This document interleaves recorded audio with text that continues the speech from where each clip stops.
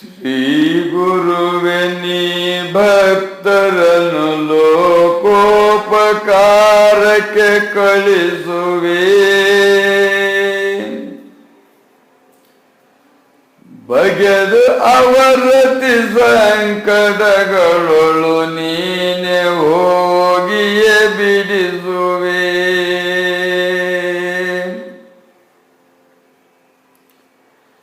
ಅವರಿಗುಪಚಾರವನ್ನು ಮಾಡುವುದರೊಳು ನಿನಗಾನಂದವೋ.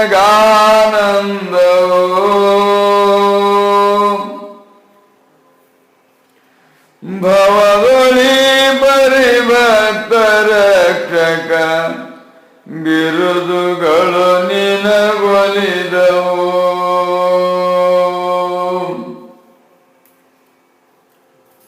ಶ್ರೀ ಗಣೇಶಾಯ ನಮಃ.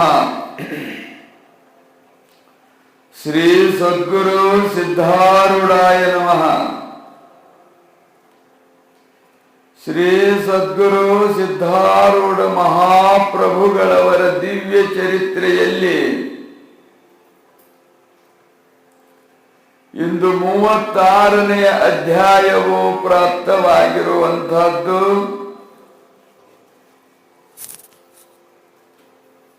ಗತ ಅಧ್ಯಾಯದಲ್ಲಿ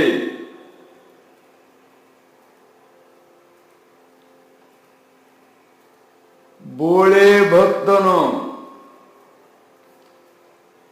ಮನಸ್ಸಿನ ಸಂಕಲ್ಪ ವಿಕಲ್ಪಗಳಿಂದ ಬೋಳಾಗಿದ್ದ.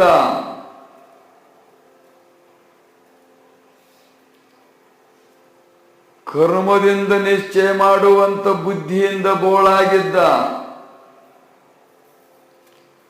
ಅಹಂಕಾರ ಅಭಿಮಾನಗಳಿಂದ ಬೋಳಾಗಿದ್ದ.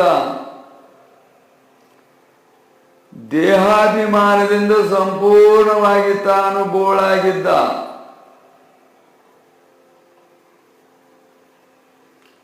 ಅಂಥ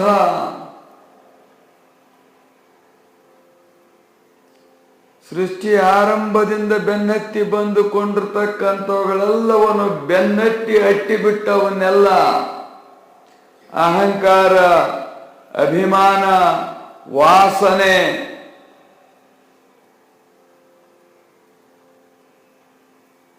ಇವೆಲ್ಲವನ್ನು ತಾನು ಸದ್ಗುರುವಿನ ಸನ್ನಿಧಿಯಲ್ಲಿ ಆವ ಜನ್ಮದ ಪುಣ್ಯದ ಫಲವಿದು ಕುರುಹಿಡಲಹುದು ಎನ್ನುವ ರೀತಿಯಾಗಿ ಕೆಲವೇ ದಿವಸದಲ್ಲಿ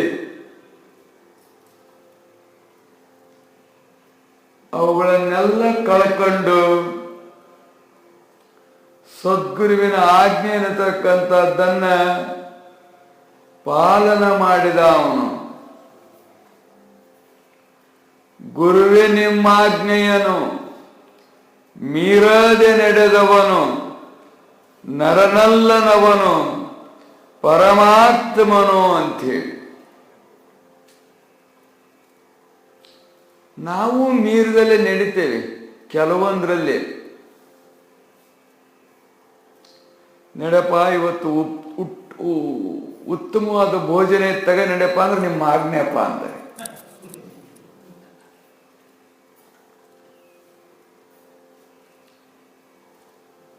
ಚೆನ್ನಾಗಿ ಸ್ವಲ್ಪ ವಿಶ್ರಾಂತಿ ಮಾಡಪ್ಪ ಅಂದ್ರೆ ತಮ್ಮ ಆಜ್ಞೆಯಪ್ಪ ಅಂತಾರೆ.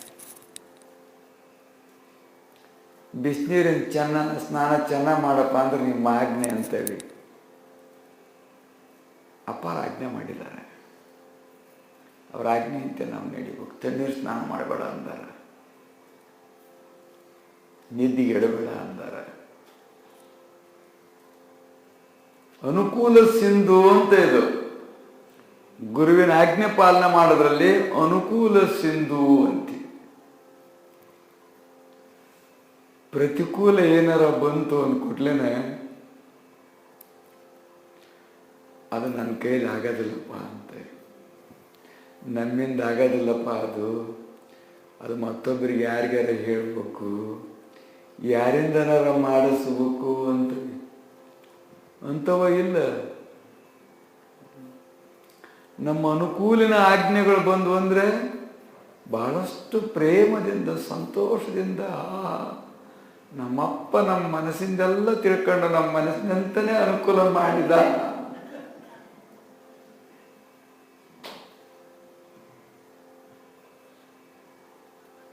ನಾವು ಆಜ್ಞೆ ಪಾಲನೆ ಮಾಡರೆ.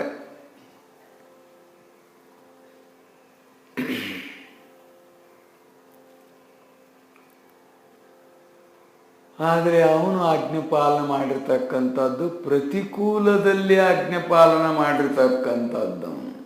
ಪ್ರತಿಕೂಲದಲ್ಲಿ ಯಾರೂ ಆಜ್ಞೆ ಪಾಲನೆ ಮಾಡತಕ್ಕಂಥವ್ರು ಆಗೋದಿಲ್ಲ. ಪರೀಕ್ಷೆ ಸಮಯದಲ್ಲಿ ಯಾರೂ ಸಿದ್ಧರಾಗ್ತಕ್ಕಂಥದ್ದಾಗುವುದಿಲ್ಲ. ಪರೀಕ್ಷೆ ಮಾಡ್ತಕ್ಕಂಥ ಸಮಯದಲ್ಲಿ, ಪರೀಕ್ಷೆ ಬಂತು ಅನ್ನುವ ಸಮಯದಲ್ಲಿ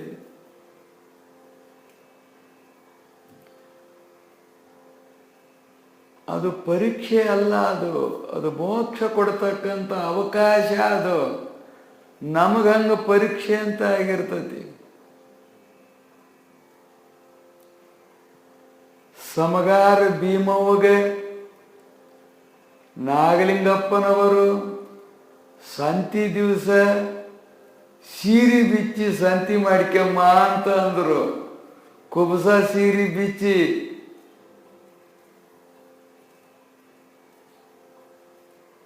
ಆತಪ್ಪ ನಿನ್ನ ಆಜ್ಞೆ ಅಂದ್ಲು. ಹಂಗ ಹೋಗಿ ಮಾಡ್ಕೊಂಬಂದ್ಲು. ಮಂದಿಗೆಲ್ಲ ಎಂತ ಚಲೋ ಪಿತಾಂಬರ ಉಟ್ರೆ ಮಂದಿ ಎಲ್ಲ ಇವತ್ತು ಅಂತ ಮಂದಿ ಅಂತದ್ರು. ಆಕಿಗೆ ನಾನು ಬತ್ತಲಿದ್ದೀನಿ ಅಂತ ಆಕಿಗೆ ಗೊತ್ತಾಗಿತ್ತು. ಬತ್ತಲಾಗ್ಬಿಡ್ತು ಮನಸ್ಸು, ಬತ್ತಲಾಗ್ಬಿಡ್ತು ಅಭಿಮಾನ, ಬತ್ತಲಾಗ್ಬಿಡ್ತು ಲಜ್ಜಾ, ಮೋಹ, ಸ್ತ್ರೀ ಎನ್ನುವ ಭ್ರಮ. ಇವೆಲ್ಲ ಬತ್ತಲು ಮಾಡೋರು ಅಷ್ಟನ್ನು ಬತ್ತಲು ಮಾಡಿಬಿಟ್ಟ. ಆಮೇಲೆ ಸಂತಿ ಮಾಡ್ಕೊಂಬಂದ್ ಕೂಡ್ಲೇನೆ ನೋಡು ಪೂರ್ಣ ಆಶೀರ್ವಾದ ಮಾಡಿದ ಅಂಥೇಳಿ. ಇವೇ ಸಾಮಾನ್ಯನೇ ಇವು. ಅಂದರೆ ಇವು ಹೇಳಕ ಕೇಳಕ್ಕಷ್ಟೇ ಸುಲಭ. ಇವು ಕೇಳಕ್ಕಷ್ಟೇ ಸುಲಭ. ಮಾಡುವ ಪ್ರಸಂಗ ಬಂದಾಗ ಆಗ್ತತ ನಮ್ಮಿಂದ? ಆಗುವುದಿಲ್ಲ. ಆಗೋದಿಲ್ಲ ಅಂದ್ರೆ ಕೊಡ್ತಾನ? ಕೊಡೋದಿಲ್ಲ. ಆದ್ರಿಂದ ಪರೀಕ್ಷೆ ಸಮಯದಲ್ಲಿ ಆ ರೀತಿಯಾಗಿರುವಂಥ ಧೈರ್ಯ, ಸ್ಥೈರ್ಯ, ವೀರ್ಯ ಅನ್ನುವಂಥದ್ದು ಬಂತು ಅಂದರೆ ಆ ಶೂರತನವನ್ನು ನೋಡಿ, ಆ ಧೀರತನವನ್ನು ನೋಡಿ ಮೋಕ್ಷಾಂಗನಿಯಿಂದ ನಮಗೆ ವರಮಾಲ ಹಾಕಿಸುವಂಥವನಾಗುವನು. ಅವನ ಆಜ್ಞೆ ಅನ್ನತಕ್ಕಂಥದ್ದು ಜನಕ ಮಹಾರಾಜನ ಆಸ್ಥಾನದಲ್ಲಿಟ್ಟಿರತಕ್ಕಂಥ ಧನುಷ್ಯನಂತೆ. ಎಲ್ಲರಿಗೂ ಎತ್ತಕಾತೇನು ಅಂದ್ರೆ ಆಗಲಿಲ್ಲ. ಬಹಳ ಶಕ್ತಿಶಾಲಿಗಳು. ಕೈಲಾಸ ಪರ್ವತ ಎತ್ತಿದ್ದ ಕರೆ ರಾವಣ. ಆದ್ರೆ ಆ ಶಿವನ ಧನುಸ್ಸನ್ನು ಎತ್ತಲಿಕ್ಕಾಗಲಿಲ್ಲ. ಇಷ್ಟೇ ತಾತ್ಪರ್ಯ. ಎಲ್ಲರಿಗೂ ಆಗುವಂಥದ್ದಲ್ಲ ಅಂಥೇಳಿ. ಮತ್ತೆ ಎಲ್ಲರೂ ಎತ್ತಲಿಲ್ಲ ಅಂದ್ಕೂಡ್ಲೆ ಸೀತಾಮಾಲೆ ಹಾಕಲಿಲ್ಲ ಅಂತೇಳಿ. ಮತ್ತೆ ರಾಮ ಎತ್ತಿದ, ಅದಕ್ಕೆ ಸೀತಾಮಾಲೆ ಹಾಕಿದ್ಲು ಅಂತೇಳಿ. ಈಗೇನೆ ನಮಗೆ ಆಜ್ಞೆ ಪಾಲನೆ ಮಾಡ್ತಕ್ಕಂಥದ್ದು ಮಾಡ್ತವೆ. ನಮ್ಮ ಸ್ವಾರ್ಥ, ನಮ್ಮ ಅನುಕೂಲತೆ ನಮಗೆ ಹೊಂದಾಣಿಕಿದ್ರೆ ಮಾತ್ರ ನಾವು ಪಾಲನೆ ಮಾಡೋರು. ಲೌಕಿಕದೊಳಗೂ ಹಂಗನೇ, ಪಾರಮಾರ್ಥದೊಳಗೂ ಹಂಗನೇ. ಲೌಕಿಕದೊಳಗೂ ನಾವು ಸ್ವಾರ್ಥ ಇಲ್ಲದಲ್ಲಿ ಯಾವುದನ್ನೂ ಪ್ರೇಮ ಮಾಡೋದಿಲ್ಲ, ಯಾರ ಮಾತು ಕೇಳೋದಿಲ್ಲ. ನಮ್ಮ ಸ್ವಾರ್ಥಕ್ಕೆ ಅಡ್ಡಿ ಆದ್ರು ಅಂದ್ರೆ ಅವ್ರಿಗೆ ಬೆದರಿಸ್ತಾವಿಲ್ಲ. ಗುಟಕ ಹಾಕ್ಯಬೇಡ ಅಂದ್ರೆ ನಿಮ್ಮ ಅಪ್ಪನ ಮನೆಯಿಂದ ತಂದಿದ್ದೇನು ಅಂತ ಹೆಂಡತಿ ಕೇಳ್ತಾರೆ. ಅದನ್ನು ಹಾಕಬೇಡ ಅಂದ್ರೆ ನೀನೇನು ದುಡಿದು ಕೊಡ್ತೀಯೇನೋ ಅಂತ ಕೇಳ್ತಾರೆ. ತಮಗೆ ಪ್ರತಿಕೂಲ ಆತಂದ್ರೆ ಪ್ರತಿಕಾರ ಶುರುವಾಗಿ ಬಿಡ್ತಾವೆ ಅನ್ನೋ ತಾತ್ಪರ್ಯ ಇದು. ಲೌಕಿಕದೊಳಗೂ ನಮ್ದು ಹಿಂಗ ಐತಿ.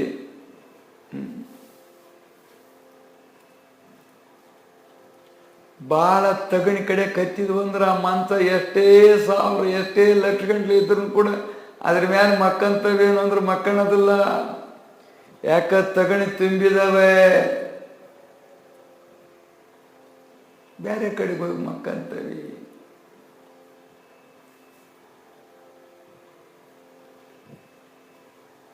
ತಾತ್ಪರ್ಯ ಇಷ್ಟೇ, ನಾವು ಸ್ವಾರ್ಥಕ್ಕೋಸ್ಕರವಾಗಿ ಬದುಕದಾದವೆ.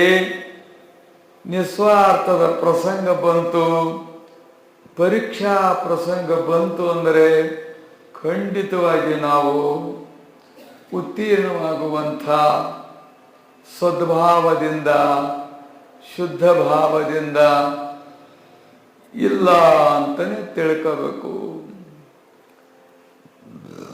ಎಷ್ಟು ಮಂದಿ ಭಕ್ತರು, ಲಕ್ಷೋಪಲಕ್ಷ ಮಂದಿ ಭಕ್ತರು. ಒಬ್ಬರಾದ್ರೂ ಸಿದ್ಧರಾದ್ರೆ ಅಂದ್ರೆ ಆಗಲಿಲ್ಲ.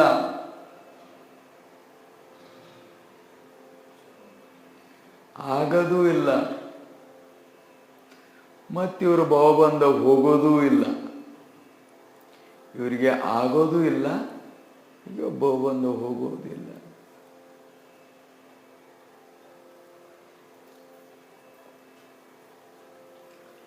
ಆದ್ರಸಿಂದ ಮೋಕ್ಷಕ್ಕಾಗಿನೇ ಎಲ್ಲ ತ್ಯಾಗ ಮಾಡಿ ಬಂದದ್ದವನು. ಅವನ ಉದ್ದೇಶ ಗುರುವಿನ ಒಲಿಸಿಕೊಳ್ಳಬೇಕು, ಗುರು ಸೇವೆ ಮಾಡಬೇಕು, ಗುರುವಿನ ಆಜ್ಞೆ ಪಾಲನೆ ಮಾಡಬೇಕು ಅನ್ನುವಂಥ ದೃಢ ಪ್ರತಿಜ್ಞೆಯಿಂದ ತಾನು ಅದನ್ನೆಲ್ಲ ಬಿಟ್ಟು ಬಂದದ್ದವನು. ತನ್ನ ಅಧಿಕಾರ, ಐಶ್ವರ್ಯ, ಸಂಪತ್ತು, ಹೆಂಡ್ರು, ಮಕ್ಕಳು, ಏನು ಅಗರ್ಭ ಶ್ರೀಮಂತನಾಗಿರ್ತಕ್ಕಂಥವನು ಬಿಟ್ಟು ಬಂದದ್ದು. ಎಲ್ಲ ಬಿಟ್ಟು ಬಂದದ್ದ. ಕಟ್ಟಿಗೆ ಬಂದದ್ದು ಹೋತು. ಸರ್ವಸ್ವ ನೀನೇ ಅಂದ. ನಿನ್ನೆ ಆದೇಶದಂತೆ ನಾನು ನಡೆಯುವವನು. ನಿನ್ನ ಕೈಯೊಳಗಿರ್ತಕ್ಕಂಥ ಲೇಖಣಿ ಅಂತ ನೀನೇನು ಬರಿತೀಯೋ ಅದು ಬರಿತೈತಿ. ಲೇಖಣಿ ಗ್ರಂಥಕರ್ತರಂತಿರ್ತಾರಾಗ ನಿನ್ನ ಕೈಯೊಳಗಿರ್ತಕ್ಕಂಥ ಲೇಖಣಿ ಬರೆಯುವವನು ನೀನು ಅಂತೀವಿ. ಹಂಗ ನಿನ್ನ ಕೈಯೊಳಗಿನ ಕೋಲು ಅಂತ ಅಂದವನು. ಅವನು ಹಿಡ್ಕಂದಾರ ಹೋಗ್ಬೋದು, ಅದರಿಂದ ಯಾರಿಗಾರ ಹೊಡಿಬೋದು. ಏನಾರ ಮಾಡ್ಬೋದು ಅವನ ಕೈಯಾಗಿರೋ ಕೋಲಿನಿಂದ. ಕೋಲು ಯಾಕೆ ಹೊಡಿತೀಯ ಅನ್ನೋದಲ್ಲ. ಅಯ್ಯೋ ನಾಯಿಗೆ ಹೊಡೆದಲ್ಲ ನನ್ನಿಂದ ನೀನು ಅನ್ನೋದಲ್ಲ ಕೋಲು. ಅಯ್ಯೋ ಹಾವು ಹೊಡೆದಲ್ಲ ನನ್ನಿಂದ ಅನ್ನೋದಲ್ಲ ಕೋಲು. ಅಯ್ಯೋ ರಾಜ ಹೊಡೆದು ಬಿಟ್ಟೆಲ್ಲ ಅವನು ಸಿಟ್ಟಾಗಿ ನನಗೇನು ಮಾಡ್ಯಾನು ಅಂತ ಅನ್ನೋದಲ್ಲ ಕೋಲು. ಏನು ಮಾಡ್ತಾನ ಅವನು? ಆಡಿಸ್ಕೊಂತ. ಹಾಗೆ ತಾನು ತನ್ನ ತನ ಎನ್ನತಕ್ಕಂಥದ್ದನ್ನು ಎಲ್ಲ ಬಿಟ್ಟದ್ದ. ತನ್ನ ತನ ಎನ್ನತಕ್ಕಂಥದ್ದೆಲ್ಲವನ್ನು ಬಿಟ್ಟು ಅರ್ಪಿಸಿದ್ದ ಸದ್ಗುರುವಿಗೆ. ತನು, ಮನ, ವಾಣಿ ಇವು ಮೂರನ್ನು ಅರ್ಪಿಸಿದ್ದ. ಸದ್ಗುರುವಿನ ಶರೀರವೇ ಅವನಿಗೆ ಅರ್ಪಿಸಿದ ಶರೀರವೇ ಆದ ಬಳಕ ಅವನೇನಾರ ಮಾಡಿ ಕೇಳೋದನ್ನ. ಅವನಿಗೆ ಅರ್ಪಿಸಿದ ಮನಸ್ಸು ಅವನು ಹೇಳ್ದಂಗೆ ಕೇಳಬೇಕು. ಅವನಿಗೆ ಅರ್ಪಿಸಿದ ವಾಣಿ ಅವನನ್ನ ಗುಣಗಾನ ಮಾಡಬೇಕು. ಇಷ್ಟರೊಳಗಿದ್ದ. ಮಹಾನ್ ತಪಸ್ವಿಗಳು, ಯೋಗಿಗಳು, ಏನೇನೋ ಸಾಧನೆ ಮಾಡಿಕೊಂಡಂಥವರು ಕೂಡ ಅಂಥ ಸಮಾಧಿ ಸ್ಥಿತಿಯ ಅನುಭವ ಎನ್ನುವಂಥದ್ದನ್ನು ಮಾಡಿಕೊಳ್ಳಲಿಕ್ಕೆ ಆಗಿಲ್ಲ. ಅವನು ಬಹಳ ಸ್ವಲ್ಪ ಸಮಯದಲ್ಲಿ ತಾನು ಪಡೆದುಕೊಂಡ ಅನ್ನುವಂಥ ವಿಷಯ ನಾವು ಎಷ್ಟೆಷ್ಟು ವರ್ಷಗಳಾಯ್ತು ನಾವು ವಹಿವಾಟು ಮಾಡಕತ್ತಿ, ಏನಾರ ಆಕಾರ ಆಗಿದ್ದೇವೆ ಅನ್ನೋದ್ರೆ ಏನೂ ಆಕಾರ ಆಗಿಲ್ಲ.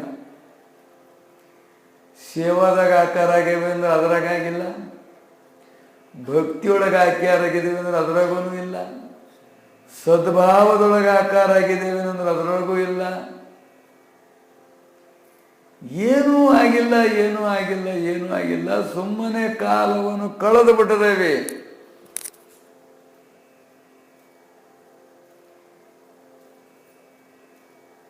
ಏನೊಂದು ಹೆಂಗ್ ಮಾಡಬೇಕು, ಹೆಂಗ್ ಬಿಡ್ಬೇಕು ಏನು ಗೊತ್ತಾಗ್ತಾ ಇಲ್ಲ ನಮಗೆ. ನಮ್ಮ ಮನಸ್ಸಿಗೆ ಮನೆಯಾಗ ನೋಡಿ ಹೆಂಗ್ ಮಾಡ್ಬೇಕೆಲ್ಲ ಮಾಡಕ್ ಗೊತ್ತಾಕತಿ.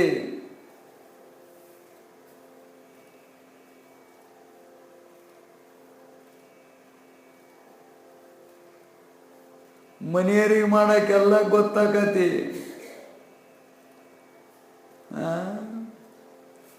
ಆದ್ರೆ ಗುರುಸ್ಥಾನದಲ್ಲಿ ಮಾಡಕ್ ಗೊತ್ತಾಕತ್ತೇನು ಅಂದ್ರೆ ಗೊತ್ತಾಗದಲ್ಲ. ಬಹಳಷ್ಟು ಬುದ್ಧಿವಂತರದವ ಕರೆ, ನಾವು ಬಹಳ ಬುದ್ಧಿವಂತರದವಿ. ಹೆಂಡತಿ ಎಷ್ಟೋ ಸಲ ಛತ್ರಿ ಹಿಡಿದಿರ್ಬೇಕು ಅವನು, ಮಳೆಯಾಗ ಬಿಸಿಲಾಗ ಕಾಕಂಡಿಕಿ. ಆದ್ರೆ ಈಗ 2 ದಿವಸ ಛತ್ರಿ ಹಿಡಿತ ನಮ್ಮ ದೊಡ್ಡದ ತಾನ ಹಿಡ್ಕೊಂಡು ಹೊಂಟ್ಬಿಟ್ರದಾನ. ನಾವು ಬಿಸಿಲರ ಇರಲಿ ಮಳೆನರ ಇರಲಿ ಶಿಸ್ತ ಹಿಂಗೆ ಹಿಡ್ಕೊಂಡು ಹೋಗ್ತಿರ್ತಾನೆ. ಅದೇ ಹೆಂಡತಿ ಹಿಡಿಬೇಕಾದ್ರೆ ಹಂಗಾಗದಲ್ಲ. ಆಕಿಗೆ ನೆಳ್ಳಾಗಬೇಕು, ಆಕಿಗೆ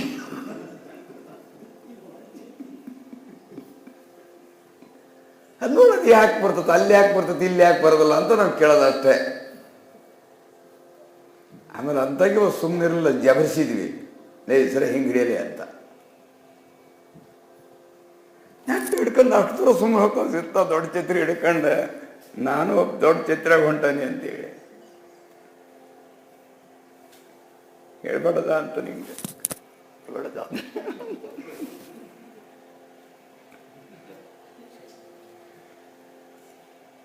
ನೋಡಿದಿರಲಿಲ್ಲ ಅವ್ನು ಹಿಡ್ಕೊಂಬಂದದ್ದ.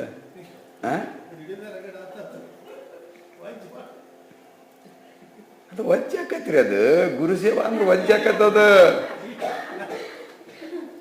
ಹೆಂಡತಿ ಸೇವಾ ಆದ್ರೆ ಅಷ್ಟು ವಜ್ಜೆ ಆಗೋದಿಲ್ರಿ. ಅದು ಯಾವುದೂ ವಜ್ಜೆ ಆಗೋದಲ್ಲ. ಹಳ್ಳಿ ಮನೆಯಾಗ ಯಾರ್ಯಾರು ಇಲ್ಲದ್ರೆ ಬಾಂಟ್ ಆಗಿದ್ರೆ ಮರದ ಬೂದಿ ಹೆಕ್ಕಂತ ತಗೊಂಡು ಹೋಗೋದು ವಜ್ಜಾಗದಲ್ಲ.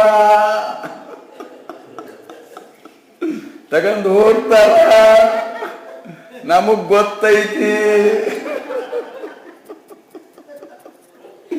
ಮಳೆ ಆಗದು ಹೊರಗೆ ಹೋಗಕ್ ಬರಲ್ಲ, ಹೋದ್ರ ರೋಗ ಬರ್ತೈತಿ, ಅವಕಾಶಗಳಿಲ್ಲ. ಏನ್ ಮಾಡೋದು, ಇಡೀ ಮರನ ಬೂದಿ ಹಾಕ್ಯಂಬ ಅದು ವಜ್ಜಾಗದಿಲ್ಲ, ನಾಚಿಕೆ ಆಗೋದಿಲ್ಲ, ಲಜ್ಜೆ ಬರೋದಿಲ್ಲ.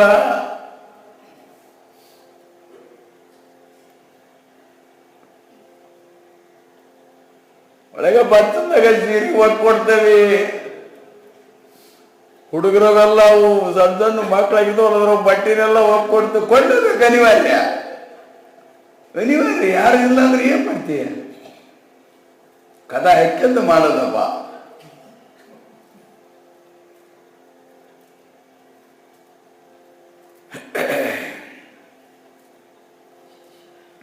ಆದ್ರಿಂದ ಎಷ್ಟೋ ಸಲ ನೋಡಿದ್ದೀವಿ, ಎಷ್ಟೋ ಸಲ ಅದೇವಿ, ಎಷ್ಟೋ ಸಲ ನೋಡ್ತಾ ಇದ್ದೀವಿ, ಮಾಡ್ತಾ ನೋಡ್ತೇವೆ. ಅದು ವಿರುದ್ಧ ಇರ್ತದೆ ಹೊರತು ಅದು ಸಹಾಯಕವಾಗಿರುವುದಿಲ್ಲ, ಅದು ಸರಿಯಾಗಿರುವುದಿಲ್ಲ ಅನ್ನುವಂಥ ತಾತ್ಪರ್ಯ. ಎಷ್ಟು ದಿವಸ ಬಾಳಿದ್ರೆ ಏನು ಪ್ರಯೋಜನ?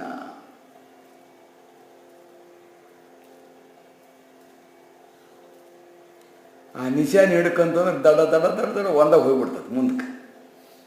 ಅವ್ರ ಮುಗ್ಗದಾಗ ಎಲ್ಲದಾರ, ಅಜ್ಜಾರು ಎಲ್ಲದಾರ, ಮೊದಲು ಹಿಡ್ಕೊಂಡನ ಎಲ್ಲದಾರ ಏನು ನೋಡೋದೇ ಇಲ್ಲ.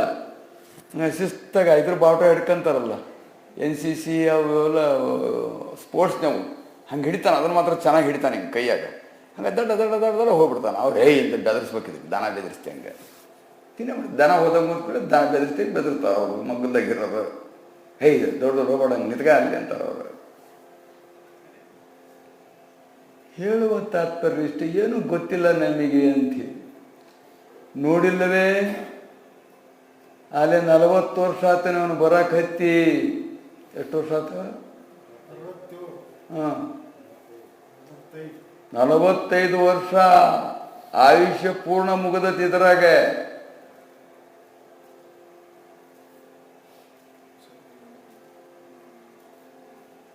ಅಜ್ಜಾರಿ ಏನು ಅಜ್ಜಾರ್ರಿ ಮಗ್ಗಲ್ದಾಗ ಕುಂಡ್ಸ್ಕೊಂಡು ಸುಮ್ಮನೆ ಹೋಳಿಗೆ ಹಾಕ್ಸೋದ ಹುಗ್ಗಿ ಹಾಕ್ಸೋದ ಇಂಥ ಅಜ್ಜಾರನ್ನ ಎಲ್ಲಿ ನೋಡ್ಲಿಲ್ರಿ ಅನ್ಕಂತ ನಿಮ್ಮನ್ನೆಲ್ಲ ತಿನಿಸಿ ಹಂದಿ ಹೆಂಗೆ ಮಾಡಿರೋದ್ರಿಂದ ನಮ್ಗೆ ಈ ಹೊಸ ಮಂದಿನೂ ತಿದ್ದಬೇಕು, ಈ ಹಳೆ ಮಂದಿನೂ ತಿದ್ದಬೇಕು ಅಂದ್ಕೊಳ್ಳಿ ಭಾಳಷ್ಟು ಕಷ್ಟ ಆಗಿಬಿಟ್ಟತಿ.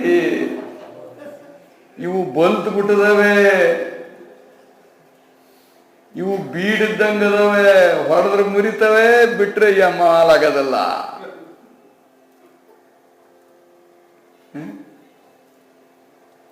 ಹೌದಾ? ಉಣ್ಣು ಉಣಿಸಿ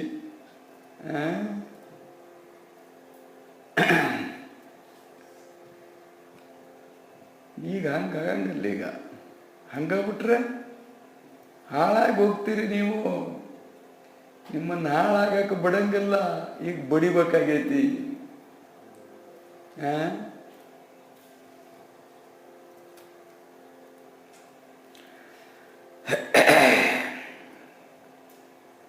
ಆದ್ರಿಂದ ಕೆಲವೇ ದಿವಸದೊಳಗೆ ಪಡ್ಕೊಂಡ, ಇಷ್ಟು ವರ್ಷ ಆದ್ರೂ ಏನು ಪಡ್ಕೊಂಡಿಲ್ಲ, ಪಡ್ಕೊಳ್ತವೋ ಎಲ್ಲೋ ಗೊತ್ತಿಲ್ಲ ಅನ್ನುವಂಥದ್ದನ್ನು ನಾವು ಕಲ್ಪನೆ ಮಾಡ್ಕೊಂಡು ಜಾಗೃತ ಆಗಬೇಕು, ಪರಿವರ್ತನವಾಗಲಿಕ್ಕೆ. ಗುರುವಿನ ಅನುಕೂಲ ವೃತ್ತಿ ಅಂತಾರವರು. ಪ್ರತಿಕೂಲ ವೃತ್ತಿ ಅಲ್ಲ, ಅನುಕೂಲ ವೃತ್ತಿ. ಅದಕ್ಕೆ ಒಲಿತಾನೆ.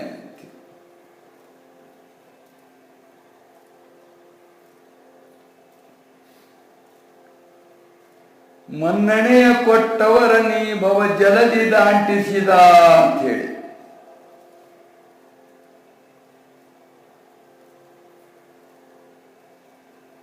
ಮನ್ನಣೆಯ ಕೊಟ್ಟವರ ನೀ ಭವ ಜಲ, ಮನ್ನಣೆ ಕೊಟ್ಟುಬಿಟ್ಟ. ಜ್ವರ ತಗಾದ ಕೂಡಲೇ ಮನ್ನಣೆ, ಹೌದು, ಸ್ವೀಕಾರ ಮಾಡಿಬಿಟ್ಟ. ಅದನ್ನ ಅವನ ಆಜ್ಞಕ್ಕೆ ಮನ್ನಣೆ ಕೊಟ್ಟ. ಅದರಿಂದ ಭವಜಲದಿಂದ ದಾಟಿಬಿಟ್ಟ ಅವನು. ನಮಗೆ ಸನ್ಮಾನ ಆಗ್ತದ್ರೆ ನಾವು ಮನ್ನಣೆ ಕೊಡ್ತೇವೆ, ನಮಗೆ ಲಾಭ ಪ್ರಯೋಜನವಾಗ್ತದ್ರೆ ಮನ್ನಣೆ ಕೊಡ್ತೇವೆ ಗುರುವಿಗೆ. ಇಂಥವೇನಾರ ಜ್ವರ ತಗ, ಬರೆ ಬತ್ಲ ಹೋಗು, ಕಪ ಕುಡಿ, ಇವೆಲ್ಲ ಬರ್ತಾವ. ಮುಂದೆ ಪ್ರಸಂಗ ಬಂದಾಗ ಹೇಳ್ತಾವ ಅವನ್ನೆಲ್ಲ. ಹಿಂಗೆ ಬಂದಾಗ ಮನ್ನಣೆ ಕೊಡಲಿಕ್ಕೆ ತಯಾರಾಗುವುದಿಲ್ಲ. ನಾವು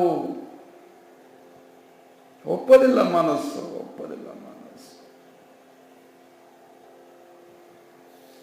ಅದ ಪ್ರಾಣ ಹೋಗ್ತಿತ್ತು ಅಂದ್ರೆ ಏನಾರ ಆಗಲಿ ಮಾಡಿ ಉಳಿಸ್ಕೋಬೇಕು ಪ್ರಾಣನ ಅಂತಾರೆ. ಪ್ರಾಣ ಉಳಿಸ್ಕೋಬೇಕು.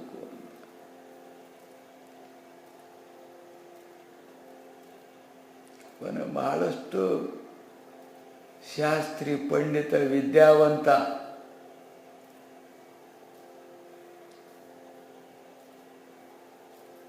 ಅಲ್ಲೊಬ್ಬರು ಗೃಹಸ್ಥರಾಗಿರ್ತಕ್ಕಂಥವ್ರು ಜ್ಞಾನಿಗಳಾಗಿದ್ರು ಆ ಊರಲ್ಲಿ. ಅವರಿಗೆ ಇಬ್ಬಳಾರು ಹೆಂಡ್ರು. ಅವರು ಪರಮ ಜ್ಞಾನಿಗಳಾಗಿದ್ದರು. ಹೆಂಡ್ರಿದ್ರಿಂದ ಜ್ಞಾನಿಗಳಾಗಲ್ಲ ಅಂತೇನಲ್ಲ. ಸಂತ ತುಕಾರಾಮಗೂ ಇದ್ರು, ಸಂತರಾಗ್ಬಿಟ್ರು ಅವರು. ಅದ್ರ ಮ್ಯಾಗ ಮೋಹ ಇಲ್ಲ ಅಂದ್ರೆ ಆಗೋತ್ತು ಅಷ್ಟೇ. ಅದು ನಂದು ಅನ್ನೋ ಮೋಹ ಇಲ್ಲದ್ರೆ, ಅದು ನನಗೆ ಅನ್ನುವಂಥ ಮಮಕಾರಲಿದ್ರೆ, ಅದು ನಂದೇ ಅನ್ನುವಂಥದ್ದಿಲ್ಲದ್ರೆ ಇದ್ರೆ ಏನು ಮಾಡ್ತದ? ಅದು ಏನು ಮಾಡೋದಿಲ್ಲ. ಅದ್ರ ಮೇಲೆ ರಾಗವಿಲ್ಲ ದ್ವೇಷವಿಲ್ಲ ಅಂದ್ರೆ ಏನೂ ಮಾಡೋದಿಲ್ಲ ಅದು. ವಿಷದ 2 ಹಲ್ಲನ್ನು ಮುರಿದು ಕೊಳ್ಳ ಹಾಕ್ಯಂದ್ರೆ ಹಾವೇನೂ ಮಾಡೋದಿಲ್ಲ. ವಿಷದ 2 ಹಲ್ಲಿರ್ತಾವ ಅದಕ್ಕೆ, ಆ ಹಲ್ಲು ಮುರಿದು ಹಾವಾಡಿಸುವುದರ ಅದೇ ಚಂದ ಅಂದ್ರು ಅವರು. ಹಂಗ ವಸ್ತುಗಳ ಮೇಲೆ ರಾಗದ್ವೇಷವಿರದಲ್ಲಿ ಇರ್ತಕ್ಕಂಥದ್ದು ಅದೇ ಚಂದ.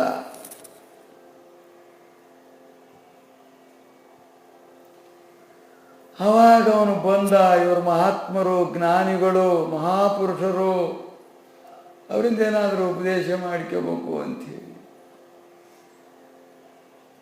ಏನಾರ ತಿಳ್ಕೋಬೇಕು ಅಂತ ಅವ್ರು ಬಂದಾಗ ಅವ್ರೇನು ಅಂತರ್ಮುಖ ಇರ್ತಕ್ಕಂಥ ಮಹಾತ್ಮರು. ಅವ್ರು ಹೇಳ್ತಿ ಮಜ್ಜಿಗೆ ಕಡಿತಿದ್ಲಂತ. ಆಕಿ ದುಬ್ಬದ ಮೇಲೆ ಬಿದ್ದು ಆಕಿ ಹಿಂಗಂದ್ರೆ ಹಿಂಗ ಅಂತದ್ರಂತೆ ಇವರು ತಮ್ಮ ಆನಂದದೊಳಗೆ. ಅವನ ಶಾಸ್ತ್ರಿ ಅದ ಹೊತ್ತಿ ಬಂದ್ಬಿಟ್ನಂತ. ಅಯ್ಯಯ್ಯೋ ಎಂತರಿಗೆ ಮಹಾತ್ಮ ಅಂತ ಬಂದ್ಬಿಟ್ನಲ್ಲಪ್ಪ ಅಂತೇಳಿ ಬಹಳಷ್ಟು ನಿಂದಿಸ್ಕೊಂತ ಹೋದನಂತೆ. ಮನೆಗೆ ಹೋಗ್ತಿದ್ದಂಗನ ಬಾಯೊಳಗೆ ನ್ಯಾಲಿಗೆ ದಪ್ಪ ಆಗ್ಬಿಡ್ತು, ತೀರ್ತು. ಇಷ್ಟು ದಪ್ಪ, ಏನು ವಿಶ್ವಾಸ ಆಗಿಲ್ದಂಗೆ ಆಗ್ತು ಅವನಿಗೆ. ಬಾಯಿ ದಪ್ಪ ಆಗ್ಬಿಟ್ರೆ ಏನ್ ಮಾಡ್ತದೆ, ಗಂಟ್ಲ ಎಲ್ಲ ತಿನ್ಕೊಂಡ್ಬಿಡ್ತದೆ ದಪ್ಪ ಒಳಗೆ.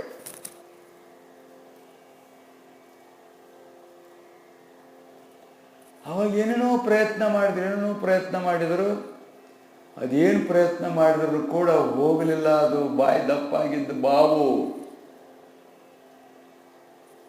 ಇನ್ನು ಅವ್ರ ಜೊತೆಗಾರರೆಲ್ಲ ಇರ್ತಿದ್ರಲ್ಲ, ಏನಾಯ್ತು ಹೆಂಗಾತು ಅಂದ್ರೆ, ಏನಿಲ್ಲಪ್ಪ ಅಲ್ಲಿ ಹೋಗಿದ್ದೆ, ಅವ್ರು ನೋಡಿ ನನಗೆ ಯಾಕೆ ತಡ್ಕೊಳಕ್ಕಾಗಲಿಲ್ಲ, ಏನೇನೋ ಅನ್ಕೊಂತ ಬಂದುಬಿಟ್ಟೆ, ಬಂದು ಮನೆಗೆ ಬರ್ತಿದ್ದಂಗ ಹೆಂಗಾತು ಅಂತ. ಅಯ್ಯೋ ಮಹಾಪುರುಷರು ಅವ್ರಿಗೆ ಯಾಕೆ ನಿಂದಿಸಕ್ಕೆ ಹೋಗಿದ್ದೆಪ್ಪ, ಅವ್ರ ವರ್ತನಕ್ಕೆ ಯಾಕೆ ನೀನು, ಅವ್ರು ಲೀಲಾ ಪುರುಷರಾಗಿರ್ತಕ್ಕಂಥವ್ರು ತಪ್ಪು ಮಾಡಿಬಿಟ್ಟು ಅಲ್ಲೇ ಹೋಗಿ ನೀ ಬೇಡ್ಕೋಬೇಕು, ಅವ್ರಿಗೆ ಶರಣಾಗತನಾಗಬೇಕು.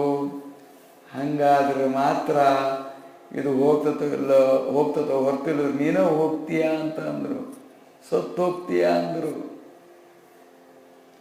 ಹಂಗಾರೆ ಕರ್ಕೊಂಡ್ ನಡಿರಪ್ಪ ಅಂತ ಅಂದರು. ಮತ್ತೆ ಬಂದರು. ಅವರು ಕೆಲವರು ಭಕ್ತರಿದ್ರು, ಅವ್ರ ಭಕ್ತರಪ್ಪ ಹಿಂಗಾಗ್ಬಿಟ್ಟತಿ, ಅವ್ರಿಗೇನೋ ಮನಸ್ಸಿಗೆ ತಡ್ಕೊಳ್ಳಾರ್ದಂಗೆ ಏನೇನೋ ಕಲ್ಪನೆ ಮಾಡಿ ಏನೇನೋ ಅಂದುಬಿಟ್ಟಿದ್ದಾರೆ, ನಾಲಿಗೆ ದಪ್ಪಾಗೈತಂತೆ, ಅನುಗ್ರಹ ಮಾಡಪ್ಪ ಅಂತಂದು. ಏನು ಅಂದ್ಬಿಟ್ಲೆ ಅದೆಲ್ಲ ಹೇಳಿದ್ರು ಅವರು. ಹಂಗಾರೆ ಹಾಕಿ ಹಡ್ದಾಗ ಹೊರಗೋಗ ಚಪ್ಪಲಿ ಅದ ನೋಡಿ, ಹರಕ್ ಚಪ್ಪಲಿ, ಅವನ್ ತೊಳ್ಕೊಂಬಂದು ಅವನ ಬಾಯಾಗ ಹಾಕು ಹೋಗತಿ ಅಂದ್ರು ಅವರು. ಹೊರಗಡೆಗೆ ಹೋಗೋ ಚಪ್ಪಲಿಗಳು ತೊಳ್ಕೊಂಬಂದು ಆಕಿ ನೋಡಿ ಅವನು ವಿಪರೀತ ಕಲ್ಪನೆ ಆಗಿದ್ದು. ಇವನ ಕಲ್ಪನೆ ಯಾಕಾಯ್ತು ಅಂದ್ರೆ ಆಕಿ ನೋಡಿ ಅವನಿಗೆ ವಿಪರೀತ ಕಲ್ಪನೆ ಆಯ್ತು. ಅದಕ್ಕೆ ಅಕ್ಕಿ ಚಪ್ಪಲಿಂದನೂ ಕಳಿಸ್ಬೇಕು ನಿಮಗೆ ಅಂತೇಳಿ ಅವನ ಜಾತಿ, ಅವನ ಕುಲ, ಅವನ ವರ್ಣ ಎಲ್ಲ ಬಿಟ್ಟು ವಿದ್ಯಾಸ ಯಾಕೆ ಸತ್ತ ಹೋಗ್ಬಿಡ್ತಾನಲ್ಲ. ಸಾಯ್ತಾನಿನ ಕಾಲಕ್ಕೆ ಈ ವಿಷ ಕುಡ್ದರಿಗೆ ಮಲನೆಲ್ಲ ಕಲಿಸ್ಕೊಂಬಂದು ಕುಡಿಸ್ತಾರಂತೆ. ಅಂದ್ರೆ ವಾಂತಿ ಆಗಿಬಿಡ್ತೈತಿ, ತಕ್ಷಣ ಬದುಕ್ತಾರ ಅಂತೇಳಿ ನಾವು ಕೇಳಿದೆವು. ಹಳ್ಳಿಗಳು ಮನೆ ಮಾಡ್ತಾರೆ ಮೊದಲು ಅಂತ ಕೇಳಿದ್ದೇವೆ. ಇದನ್ನು ಮಲ ತಗೊಂಬಂದು ಕಲಿಸಿಬಿಟ್ಟು ಕುಡಿಸಿಬಿಟ್ರೆ ಅದು ವಾಂತಿ ಆಕತ್ತಂತೆ. ವಾಂತಿ ಆದ್ರೆ ವಿಷ ಎಲ್ಲ ಬಂದು ಬಿಡ್ತೈತೆ ಅಂತ ಉಳಿಲಿ ಅನ್ನೋ ಉದ್ದೇಶಕ್ಕೆ. ಅವಾಗ ಇವನು ಒಪ್ಪಿದ. ಆ ಮಯ ಕೆರೆದು ತೊಳೆದು ನೀರು ತಂದು ಹಾಕಿದ್ರು, ಆಗಲೇ ಗುಣ ಆಗಿಬಿಡ್ತ ಅವನಿಗೆ. ಅವಾಗ ಒಪ್ಪಿಕೊಂಡ, ಅವ್ರು ಒಪ್ಪಿಕೊಂಡ್ರು, ಪರಿವರ್ತನ ಅಲ್ಲ ಅಂತ. ಅಂದ್ರೆ ಸಂಕಟ ಬಂದ ನಾವು ಒಮ್ಮೊಮ್ಮೆ ಒಪ್ತೇವೆ. ಎಂತ ಪ್ರಸಂಗ ಬಂದ್ರು ಸಂಕಟ ಬಂದತ್ತು ಅಂದ್ರೆ ಅವಾಗ ಒಪ್ತೇವೆ. ಅಯ್ಯೋ ಶುಗರ್ ಜಾಸ್ತಿ ಆಗೈತಿ, ಕಾಲು ಕಡಿಬೇಕಪ್ಪ ಅಂದ್ರೆ ಕಡಿರಿ ಅಂತವಿ. ಅಯ್ಯೋ ಮೊಣಕಾಲು ಮಠ ಕಡಿಬೇಕಪ್ಪ ಕಡಿರಿ, ತೊಡಿ ಮಠ ಕಡಿಬೇಕು ಕಡಿರಿ, ನಾವು ಬದುಕಿದ್ರೆ ಸಾಕು ಅಂತವಿ. ಹಂಗೆ ಸ್ವಲ್ಪ ಸಮಯದಲ್ಲಿ ಕಷ್ಟ ಬಂದಾಗ ಒಪ್ತೇವೆ ಕೆಲವ. ಅದು ಒಪ್ಪಿದ ರೀತಿ ಅಲ್ಲ. ಆದರೆ ಮನ್ನಣೆ ಅನ್ನುವಂಥದ್ದು ನಾವು ಕೊಡ್ತೇವೇನಂದ್ರೆ ಯಾವ್ಯಾವಕ್ಕೂ ಮನ್ನಣೆ ಕೊಡ್ತೇವೆ.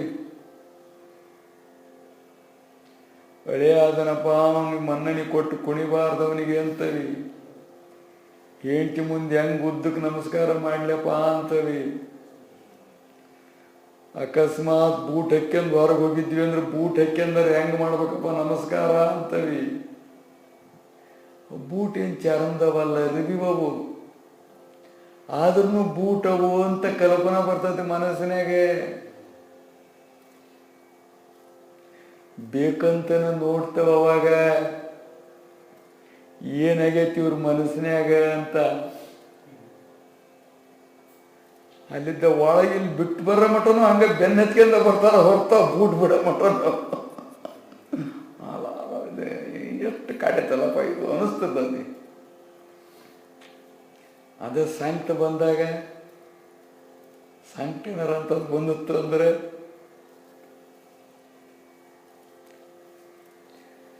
ಎಷ್ಟು ನಮ್ಮ ಮನಸ್ಸು ವಿಚಿತ್ರ ಐತಿ ಅಂದ್ರೆ ಅಷ್ಟು ವಿಚಿತ್ರವಾಗಿ ನಮ್ಮನ್ನು ದಾರಿ ತಪ್ಪಿಸ್ತಿರ್ತದ್ದು ಮನಸ್ಸು ಅನ್ನುವಂಥದ್ದು. ಅದರಿಂದ ಮನ್ನಣೆ ಕೊಡ್ತಕ್ಕಂಥದ್ದು ಅಷ್ಟು ಸುಲಭ ಅಲ್ಲ. ಮನ್ನಣೆ ಕೊಟ್ಟವರ ನೀ ಭವ ಜಲದಿದ ಅಂಟಿಸಿದ ಅಂಥೇಳಿ. ಇನ್ನು ಗುರುವಿಗೆ ಸರಿಯ ಗಾಣೆನು ಬೆನ್ನು ಬಿದ್ದಂಥವರ ರಕ್ಷಿಪ, ಮನ್ನಣೆಯ ಕೊಟ್ಟವರ ನೀ ಭವ ಜಲದಿದ ಅಂಟಿಸಿದ ಅಂಥೇಳಿ. ಹಂಗ ಅವನು ಬೋಳೆಯ ಭಕ್ತನಾಗಿರ್ತಕ್ಕಂಥವನು ಒಂದು ಒಳ್ಳೆಯ ಸಮಯ ಅದು. ಜೀವನದೊಳಗೆ ಒಮ್ಮೆಮ್ಮೆ ಬರ್ತವೆ. ಆ ಅವಕಾಶದಾಗ ನಾವು ವಂಚಿತರಾಗಿಬಿಟ್ವಿ ಅಂದರೆ ಮತ್ತದೇ ಅವಕಾಶ ಬರಕ್ಕೆ 12 ವರ್ಷ ಬೇಕಾಗುತ್ತದೆ. ಗಡಿ ಚುಕೇತೋ 12 ವರ್ಷ. ಆ ಗಡಿಗೆ ತಪ್ಪಿಬಿಡ್ತ. ಗಳಿಗೆ ಅಂದರೆ 12 ವರ್ಷ ಬೇಕಾಕತಿ. ಇನ್ನೂ ಎಷ್ಟೆಷ್ಟೋ ದಿವಸ ಬೇಕಾಕತಿ. ಈಗ ಒಂದು 20 ವರ್ಷದಿಂದ ಹಗಲತ್ತು 2 ಗಂಟೆ ಸುಮಾರ ಸೂರ್ಯಗ್ರಹಣ ಆದರೆ ಕತ್ತಲಾಗಿ ಹೋಗಿಬಿಟ್ಟಿತ್ತು, ಜಗತ್ತೆಲ್ಲ ಕತ್ತಲಾಗಿ ಹೋಗ್ಬಿಟ್ಟಿತ್ತು. ಅಂಥದ್ದು ನೋಡಕ್ ಆಕತ್ ನಮಗೇನಂದ್ರೆ ಈಗ ನಕ್ಷತ್ರಗಳೆಲ್ಲ ಚೆನ್ನಾಗಿ ಕಂಡುವು. ಎಲ್ಲ ನಕ್ಷತ್ರಗಳು ಹಗಲತ್ತು ಕಂಡುವು. ಹಗಲತ್ತು ನಕ್ಷತ್ರ ಕಾಣುವಂಥ ಯೋಗ ಸಿಕ್ಕತ್ತೇನು ಮತ್ತೆ ನಮಗಂದ್ರೆ ಸಿಕ್ಕಿಲ್ಲ. ಇನ್ನು ಸಿಗ್ಬೇಕಾದ್ರೆ 60 ವರ್ಷ ಬೇಕು. ಅದಾದ್ರೆ 20-25 ವರ್ಷದ ಹಿಂದಿನ ಸುದ್ದಿನೇ ಇದು. 80 ವರ್ಷಕ್ಕೊಮ್ಮೆ ಬರ್ತದಂಥದ್ದು. ನೋಡಮಟ ಇರ್ತಾವ, ಅವಕಾಶ ಐತೆ ನಮಗೆ ಅಂಥದ್ದು ನೋಡಕ್ಕೆ ಇಲ್ಲ. ಅದ್ರಸಿಂದ ಅದು ಯಾವ ಗಳಿಗೆ ಯಾವಾಗ ಹೆಂಗೆ ಸಿಗ್ತದ ನೋಡಿ ಹಂಗೆ ಪಡ್ಕೊಳತಕ್ಕಂಥದ್ದನ್ನು ನಾವು ಯಾವಾಗಲೂ ಸದ್ಭಾವದಿಂದ ಸಿದ್ಧರಿರಬೇಕು. ಯಾವಾಗೋ ಒಂದು ಸದ್ಭಾವ ಬಂದ್ರೆ ಪ್ರಯೋಜನವಿಲ್ಲ. ಆ ಪರೀಕ್ಷೆ ಸಮಯದಲ್ಲಿ ಆ ಸದ್ಭಾವ ಅನ್ನುವಂಥದ್ದು ಬಂದುಬಿಟ್ರೆ ಸಾಕು, ಉತ್ತೀರ್ಣರಾಗ್ತವೆ. ಅದು ದೃಢವಾಗುವುದಕ್ಕೋಸ್ಕರವಾಗಿ ಬಹಳಷ್ಟು ಪ್ರಯತ್ನಗಳನ್ನು ಮಾಡ್ತಾ ಇರಬೇಕು. ಬಹಳಷ್ಟು ಪ್ರಯತ್ನಗಳನ್ನು ಮಾಡ್ತಾ ಇರಬೇಕು. ಅವನು ಬಹಳಷ್ಟು ಅಲ್ಪ ವೇಳೆಯಲ್ಲಿ ಅಲ್ಪ ಕಾಲದಲ್ಲಿ ಮಹತ್ತರವಾಗಿರ್ತಕ್ಕಂಥದ್ದನ್ನು ಪಡೆದುಕೊಂಡು ಧನ್ಯನಾದನು. ಆದ್ರಿಂದ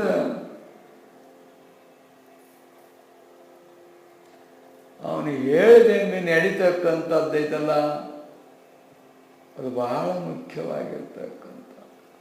ಆಜ್ಞಾಪಾಲನೆ ಮಾಡ್ತಕ್ಕಂಥದ್ದೈತಲ್ಲ, ಅದು ಬಹಳ ಮುಖ್ಯವಾಗಿರ್ತಕ್ಕಂಥದ್ದು. ಆಜ್ಞಾಪಾಲನೆ ಮಾಡೋಕ್ಕೆ ಎಲ್ಲರಿಗೂ ಆಕತ್ತೇನು ಅಂದರೆ ಎಲ್ಲರಿಗೂ ಆಗುವುದಿಲ್ಲ. ಆದರಿಗೇನಾದರೂ ಭಾವ ಉಳಿತೈತೇನು ಅಂದರೆ ಉಳಿಯೋದಿಲ್ಲ. ಇದು ಅತ್ಯಂತ ಮುಖ್ಯವಾಗಿರುವಂಥದ್ದು ಎನ್ನುವಂಥ ವಿಷಯವನ್ನೇ ವಾಚಾರ್ಥ ರೂಪದಿಂದ ಹಂಗೆ ಪಡೆದುಕೊಂಡ ಬೋಳೆ ಭಕ್ತನಾಗಿರ್ತಕ್ಕಂಥವ್ನು. ಯಾವ ತಪಸ್ಸು ಮಾಡಿದ್ದಿಲ್ಲ, ಯಾವ ಶಾಸ್ತ್ರ ಓದಿದ್ದಿಲ್ಲ, ಯಾವ ಪಾಠ ಪಾರಾಯಣಗಳನ್ನು ಮಾಡಿದ್ದಿಲ್ಲ, ಯಾವ ಸಂಸ್ಕೃತ ಕಲ್ತದ್ದಿಲ್ಲ. ಇವೆಲ್ಲ ಬೇಕಾಗಿದ್ವು ಅದಕ್ಕಂದ್ರೆ ಬೇಕಾಗಿದ್ದಿಲ್ಲ. ಇವೆಲ್ಲ ಬೇಕಾದರೂ ಪಡ್ಕೊಂಡರು ದೂರ ಹೋಗಿಬಿಟ್ರು.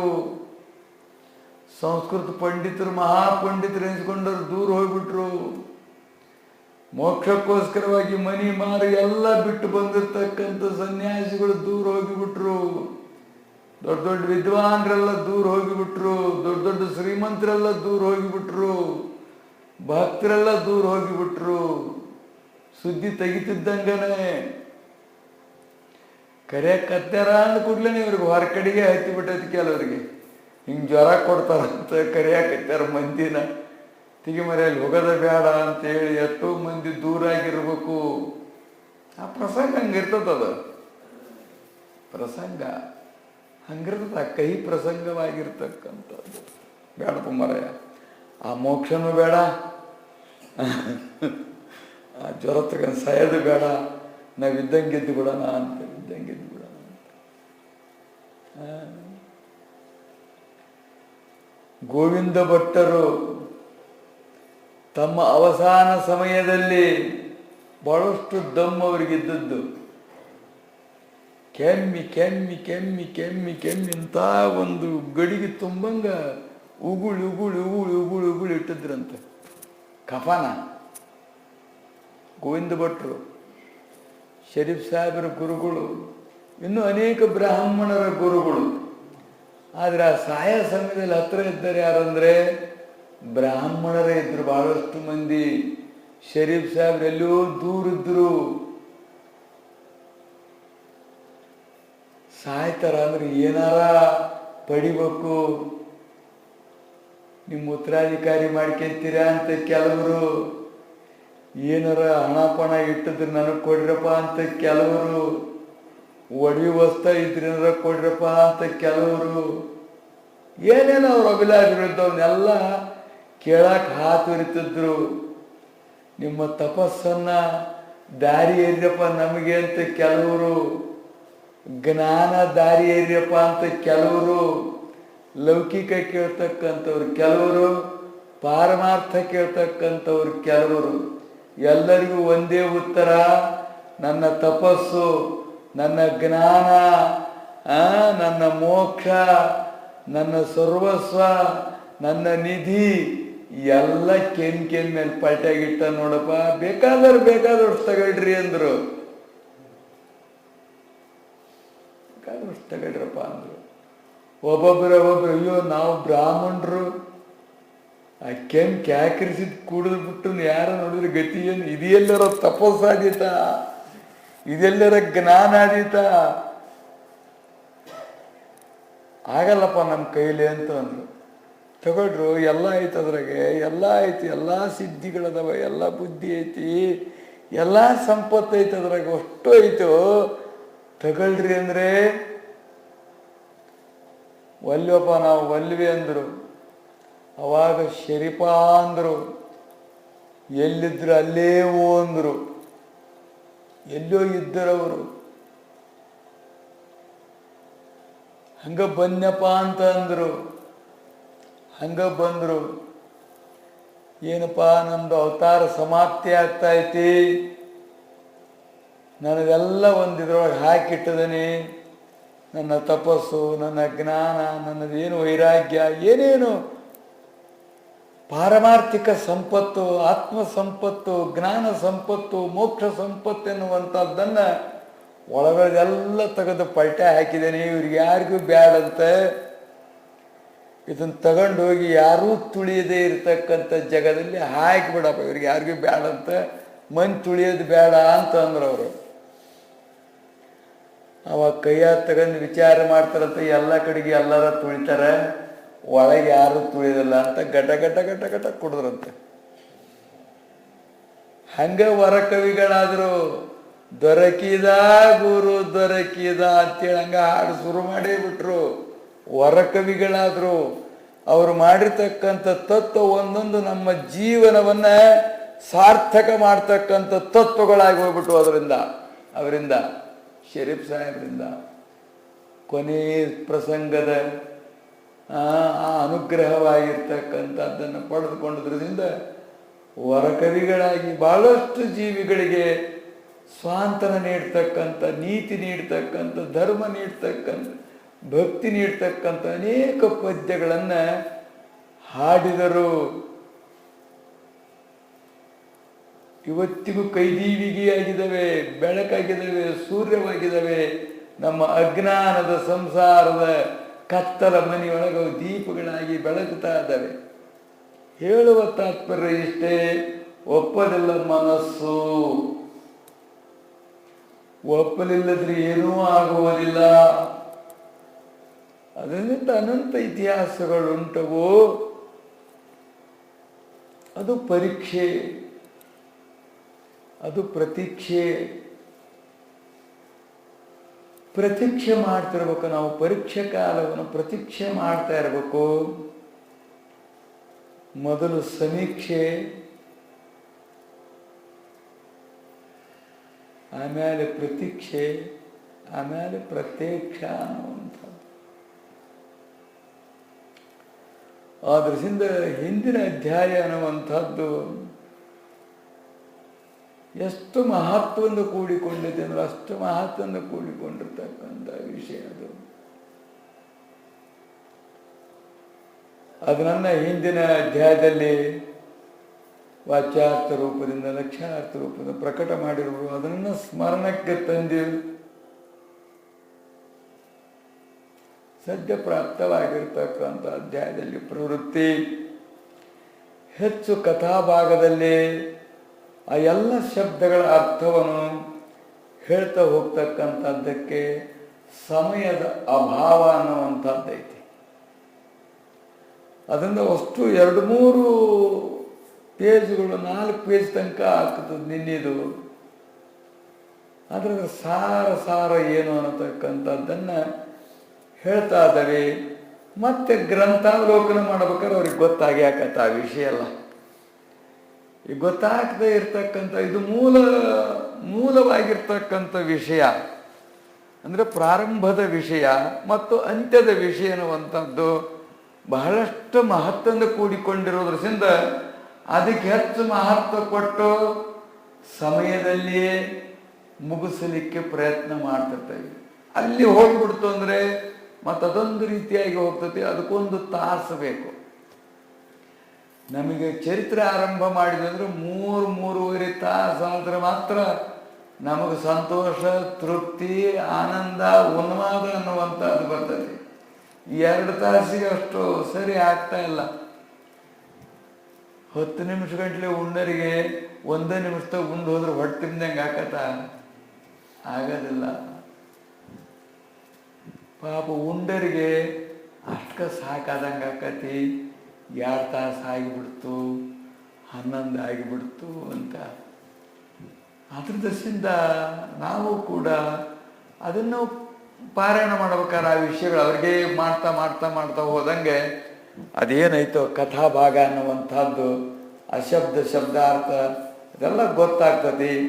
ಭಾಳಷ್ಟು ಮಂದಿ ಪಾರಾಯಣ ಮಾಡೋರಾದರೆ ಮಾಡಿದೆ ಗೊತ್ತಾಗ್ತದೆ ಅಂಥೇಳಿ ಆ ಭಾಗದಾಗ ಹೆಚ್ಚು ನಾವು ಆಳಕ್ಕೆ ಹೋಗದ ಹಾಗೆ ಪ್ರಾರಂಭದ್ದು ಸದ್ಗುರುವಿನ ವಿಶೇಷ ಮಹಿಮೆಯನ್ನು, ಕೊನೆಯ ಲಕ್ಷ್ಯಾರ್ಥವಾಗಿರ್ತಕ್ಕಂಥದ್ದನ್ನು ಎರಡಕ್ಕೆ ಬಹಳಷ್ಟು ಮಹತ್ವ ಕೊಟ್ಟು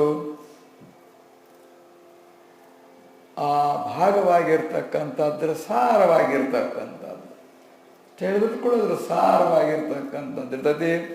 ಗ್ರಂಥಕರ್ತರು ಒಂದಷ್ಟು ಉಪಮಾನಗಳನ್ನು ಕೊಟ್ಟು, ಏನೇನೋ ಉದಾಹರಣೆಗಳನ್ನು ಕೊಟ್ಟು ಅವರೆಲ್ಲ ಬಹಳಷ್ಟು ಹೇಳ್ತಾ ಹೋಗಿದ್ದಾರೆ. ಮನಮುಟ್ಟುವ ಹಾಗೆ ಓದಿದ್ರೆ ಸಾಕು ಗೊತ್ತಾಗ್ತದೆ ಅನ್ನುವಂಥ ಕಲ್ಪನೆಯನ್ನು ಮಾಡಿಕೊಂಡು ಇದರಲ್ಲಿ ಹೆಚ್ಚು ವ್ಯಾಲ್ಯವನ್ನು ಕಳೀತಾ ಇರತಕ್ಕಂಥದ್ದಾಗಿರುವುದು. ಅದನ್ನು ಸ್ಮರಣಕ್ಕೆ ತಂದು ಸದ್ಯ ಪ್ರಾಪ್ತವಾಗಿರ್ತಕ್ಕಂಥ ಅಧ್ಯಾಯದಲ್ಲಿ ಪ್ರವೃತ್ತಿ. ಸದ್ಗುರು ಸಿದ್ಧನಾಥನೇ, ನಿನಗೆ ಜಯ ಜಯಕಾರವಿರಲಿ. ನಿನ್ನ ಚರಿತ್ರವನ್ನು ವರ್ಣಿಸುವುದಕ್ಕೋಸ್ಕರ ನೀನೇ ಸ್ಫೂರ್ತಿಯನ್ನು ಕೊಡಬೇಕು ಅಂತ. ಅದು ಗುರುವಿನ ಸ್ಫೂರ್ತಿಯಿಂದ ನಾವು ಹೇಳ್ತಾ ಇದ್ವಿ ಅಂದರೆ, ಅವನು ಸ್ಫೂರ್ತಿ ಕೊಟ್ಟಂಗೆ ನಾವು ಹೇಳ್ತಾ ಇದ್ವಿ ಅಂದರೆ, ಒಳಗೆ ಅವನು ನುಡಿದಂಗೆ ನುಡಿದು ಅದನ್ನು ನಾವು ಕೇಳ್ತಾ ಇದ್ವಿ ಅಂದರೆ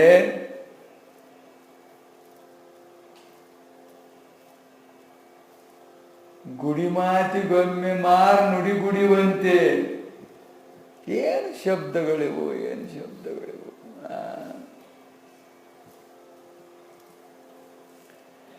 ಅದನ್ನು ನಾವು ಕೇಳ್ತಕ್ಕಂಥದ್ದು. ಹೇಳೋರು ಬೇರೆ, ನಾವು ಕೇಳ್ತಾ ಇದ್ದೇವೆ ಅಂತ ಹಂಗೆ ಕೇಳ್ತಾ ಹೋಗ್ತಿರ್ಬೇಕು. ಕೇಳೋರು ಕುಂತರಲ್ಲೇ ಕೇಳ್ತಾರ ಅಂತಂದ್ರೆ ಅದಲ್ಲ, ಕೇಳರೇ ನಾವಾಗಿರ್ಬೇಕು.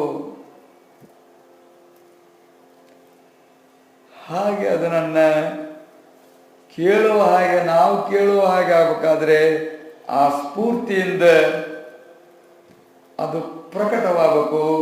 ಅದು ಗುರುವಿನ ಸ್ಮರಣ ಮಾಡುವುದರಿಂದ, ಸ್ತೋತ್ರ ಮಾಡುವುದರಿಂದ, ಭಜನೆ ಮಾಡುವುದರಿಂದ ಆ ಸ್ಫೂರ್ತಿ ಅನ್ನುವಂಥದ್ದು ನಮಗೆ ಬರುವಂತಹದ್ದಾಗುವುದು. ಆದ್ದರಿಂದ ಏನು ಸ್ಫೂರ್ತಿಯನ್ನು ಕೊಡು ಬರೀಲಿಕ್ಕೆ ಅಂತೇಳಿ ಪ್ರಾರ್ಥಿಸ್ತಾ ಇದ್ದಾರೆ ಗ್ರಂಥಕರ್ತರು. ಅದಕ್ಕೋಸ್ಕರವಾಗಿ ನಿನ್ನ ಚರಣಗಳಲ್ಲಿ ಶಿರವನ್ನಿಟ್ಟು ಪ್ರಾರ್ಥಿಸುತ್ತಿರುವೆನು. ಯಾಕಂದ್ರೆ ಇದು ನಾನೊಬ್ಬ ಉದ್ಧಾರವಾಗುವಂತ ಗ್ರಂಥವಲ್ಲ, ಬರೀ ಇವತ್ತಷ್ಟೇ ಉದ್ಧಾರ ಮಾಡುವಂತ ಗ್ರಂಥವಲ್ಲ. ಸೂರ್ಯಚಂದ್ರರಿರುವರಿಗೂ ಕುರುಭಕ್ತ ಪರಂಪರೆಗೆ ಉದ್ಧಾರ ಮಾಡತಕ್ಕಂಥ ಗ್ರಂಥವಾಗಿದ್ದರಿಂದ ಇದಕ್ಕೇನೇನೇನೇನು ಪ್ರಕಟವಾದರೆ, ಯಾವ ಶಬ್ದಗಳು ಪ್ರಕಟವಾದರೆ, ಏನು ಬೋಧ ಪ್ರಕಟವಾದರೆ ಆ ಎಲ್ಲರ ವೃತ್ತಿಗೂ ಕೂಡ ಅದು ಪಠಿಸುತ್ತದೋ ಆ ರೀತಿಯಾಗಿ ನೀನೇ ಅನುಗ್ರಹಿಸಬೇಕೆಂದು ಬಹಳಷ್ಟು ದೀನ ಭಾವದಿಂದ, ಕಿಂಕರ ಭಾವದಿಂದ ಸದ್ಗುರುವಿಗೆ ತಾವು ಪ್ರಾರ್ಥಿಸುವಂಥವರಾಗಿರುವರು.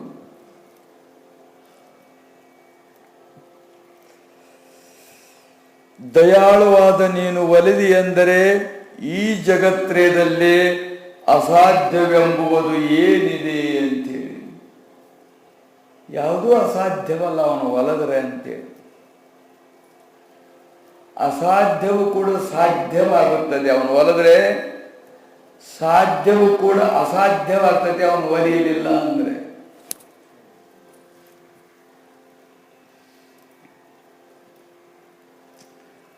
ಆ ದೃಷ್ಟಿಯಿಂದ ಆಂತರ್ಯದೊಳಗೆ ಸ್ಥಿರವಾಗಿ ನಿಂತು ನನ್ನ ಕೈಲಂತ ನಿನ್ನ ಸ್ಥಿರ ಮಾಡಿ ನಿಂದಿಸ್ಕೊಳಕ್ಕಾಗೋದಿಲ್ಲ.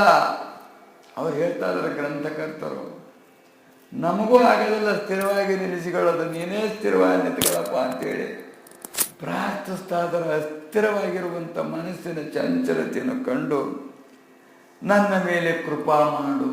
ನನ್ನ ಮನಸ್ಸಿನೊಳಗೆ ನೀನಿದ್ದು, ಹೊರಗು ನೀನಿದ್ದು, ಅದನ್ನು ಎಡೆಯಾಡ್ದಂಗೆ ಬಿಡದಂಗೆ ಅದನ್ನು ಒಳಗೆ ಕೂಡಿ ಹಾಕಿ ನೀನು ನನ್ನ ಮೇಲೆ ಕೃಪಾ ಮಾಡಬೇಕು. ಬಿಡಲಾರದ ವಿಷಯಗಳಿಗೀ ಮನ ಎಡೆಯಾಡುತ್ತಿರುವುದು ಅನವರತ.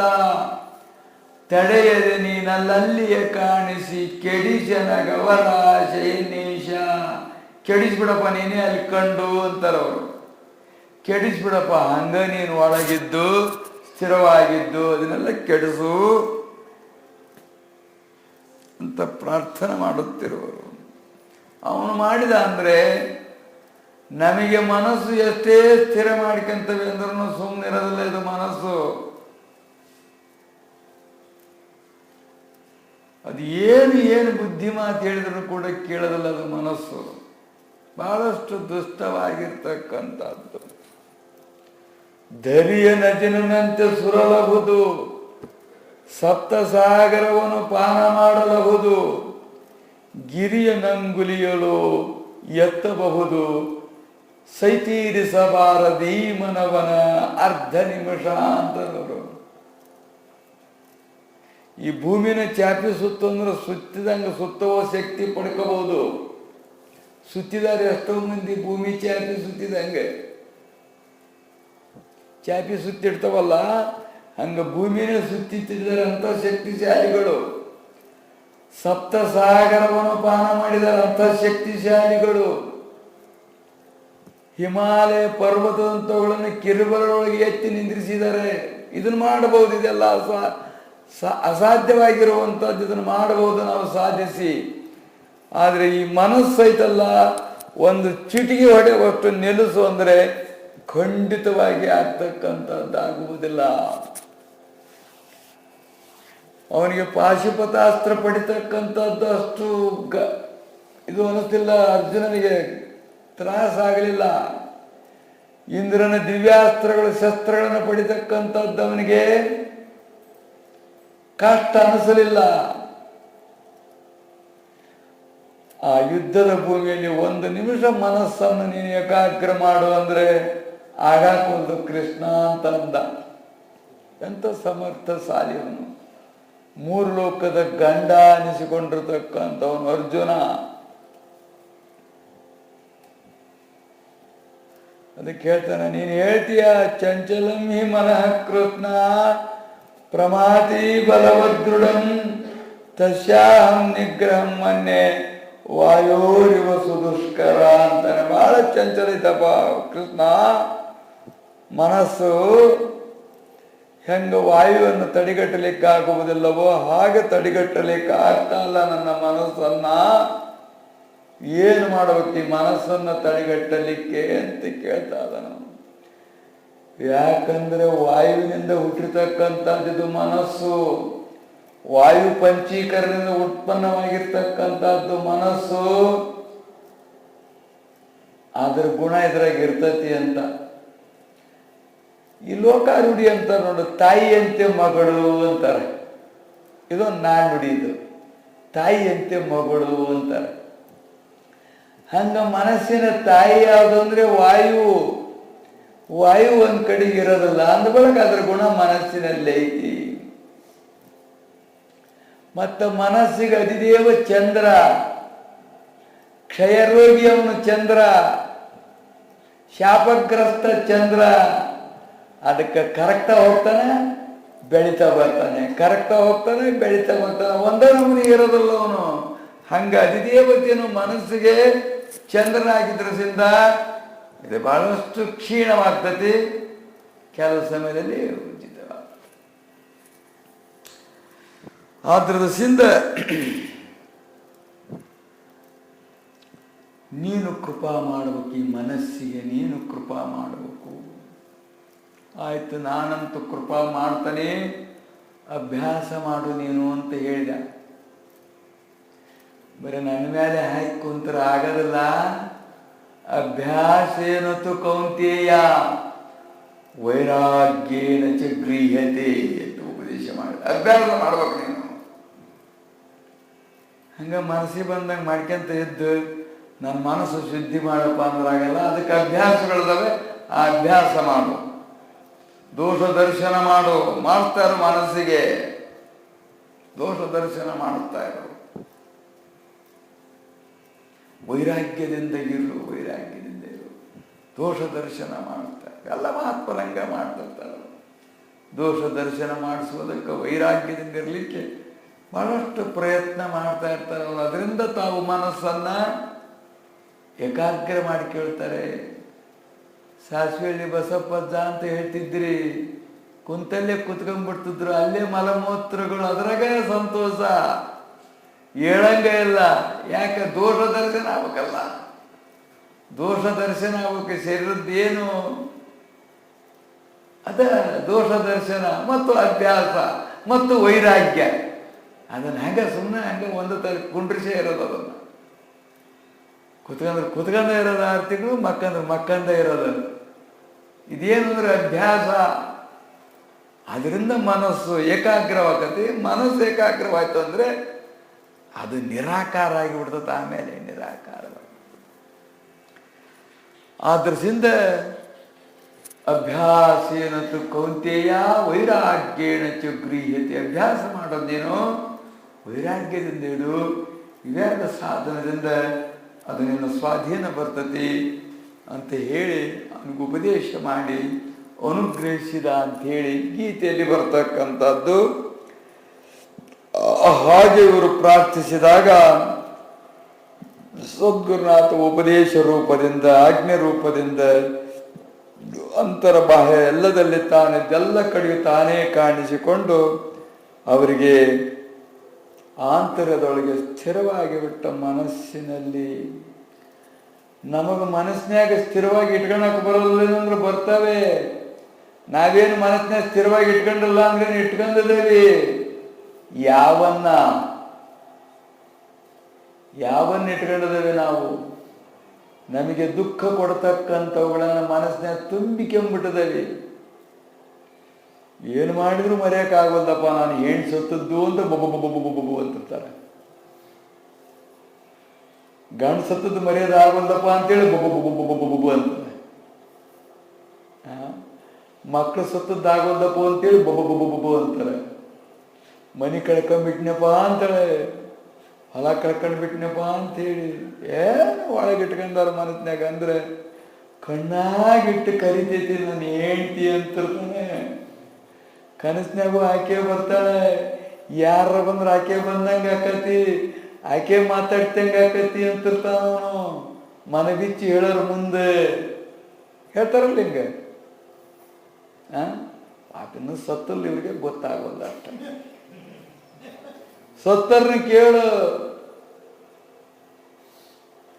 ಭಾಳ ಬ್ಯಾಸರಾಗಿ ಹೋಗಿದ್ದು ಅಂದ್ರೆ ಅವನೇನು ಲೆಕ್ಕಕ್ಕೆ ತಗೊಳೋದಿಲ್ಲ ಇವರು. ಬ್ಯಾಸರ ಆಗ್ಲಿದ್ರೆ ಮಾತ್ರ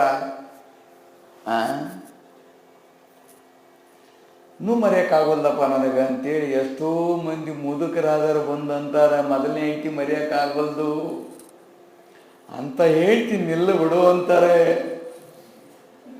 ಅಂತಕ್ಕೆ ಸಿಗಲಿಲ್ಲ ಅಂತಾರೆ.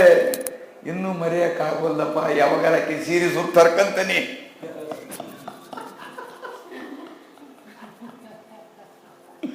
ಕುಬಸ ಊಟಕ್ಕಂತಾನೆ, ಆಕಿ ಚಪ್ಪಲಿ ಹಂಗ ತೆಗೆದಿಟ್ಕೊಂತಾನೆ, ಯಾವಾಗಾರ ನೆನಪದ ಹಾಕ್ಯಂತಾನೆ. ಹಿಂಗಾರ ನಾನು ತೀರಿಸಬೇಕು ಅಂತಾರೆ. ಅದರೇ ಇವು ಅದರೇ ಹಿಂದೂ ಅದರೇ ಮುಂದೂ ಇರರ ಇವರು. ಇವನು ಮರಿತೇವೇನಂದ್ರೆ ಮರೆಯೋದಿಲ್ಲ. ಈ ಬಾರಿ ಹಿಂಡ ಎಮ್ಮಿ ಮರೆಯೋದಿಲ್ಲ ಕೆಲವರು. ಎಮ್ಮಿ ಕರ ಅದನ್ನು ಮರೆಯೋದಿಲ್ಲ ಕೆಲವರು. ಭಾರಿ ಹೆಂಡ್ತಿತ್ತು ಅಂದ್ರೆ ಇವನ್ ಇಟ್ಕಂತವಿ ನಾವು. ಗುರುವಿನ ಇಟ್ಕ ಅಂದ್ರೆ ಇಟ್ಕೊಳಕ್ ತಯಾರಿಲ್ಲ, ಭಗವಂತನ ಇಟ್ಕ ಅಂದ್ರೆ ಇಟ್ಕೊಳಕ್ ತಯಾರಿಲ್ಲ, ಮಂತ್ರ ಇಟ್ಕ ಅಂದ್ರೆ ಇಟ್ಕೊಳಕ್ ತಯಾರಿಲ್ಲ. ಇವನು ಬಿಟ್ಟದವೇನಂದ್ರೆ ಬಿಟ್ಟಲ್ಲ, ಮನಸ್ಸಿನ ತುಂಬಿಕೊಂಡದವಿ. ಕನಸಿನಾಗೆಲ್ಲ ಅವು ಬರ್ತವೆ, ಬಂದು ಹೋಗ್ತಾರೆ. ಈಗಾಗಲೇ 38 ದಿವಸ ಸಲ ಬಂದು ಹೋಗ್ಯಾರೋ ಗೊತ್ತಿಲ್ಲ ಇವರಿಗೆ. ಪುಣ್ಯಗಂತೂ ಬಂದು ಹೋಗ್ತಾ ಇದಾರೆ. ನಾಳೆ ಬಹುತೇಕ ಬರಂಗ್ ಕಾಣ್ತತಿ.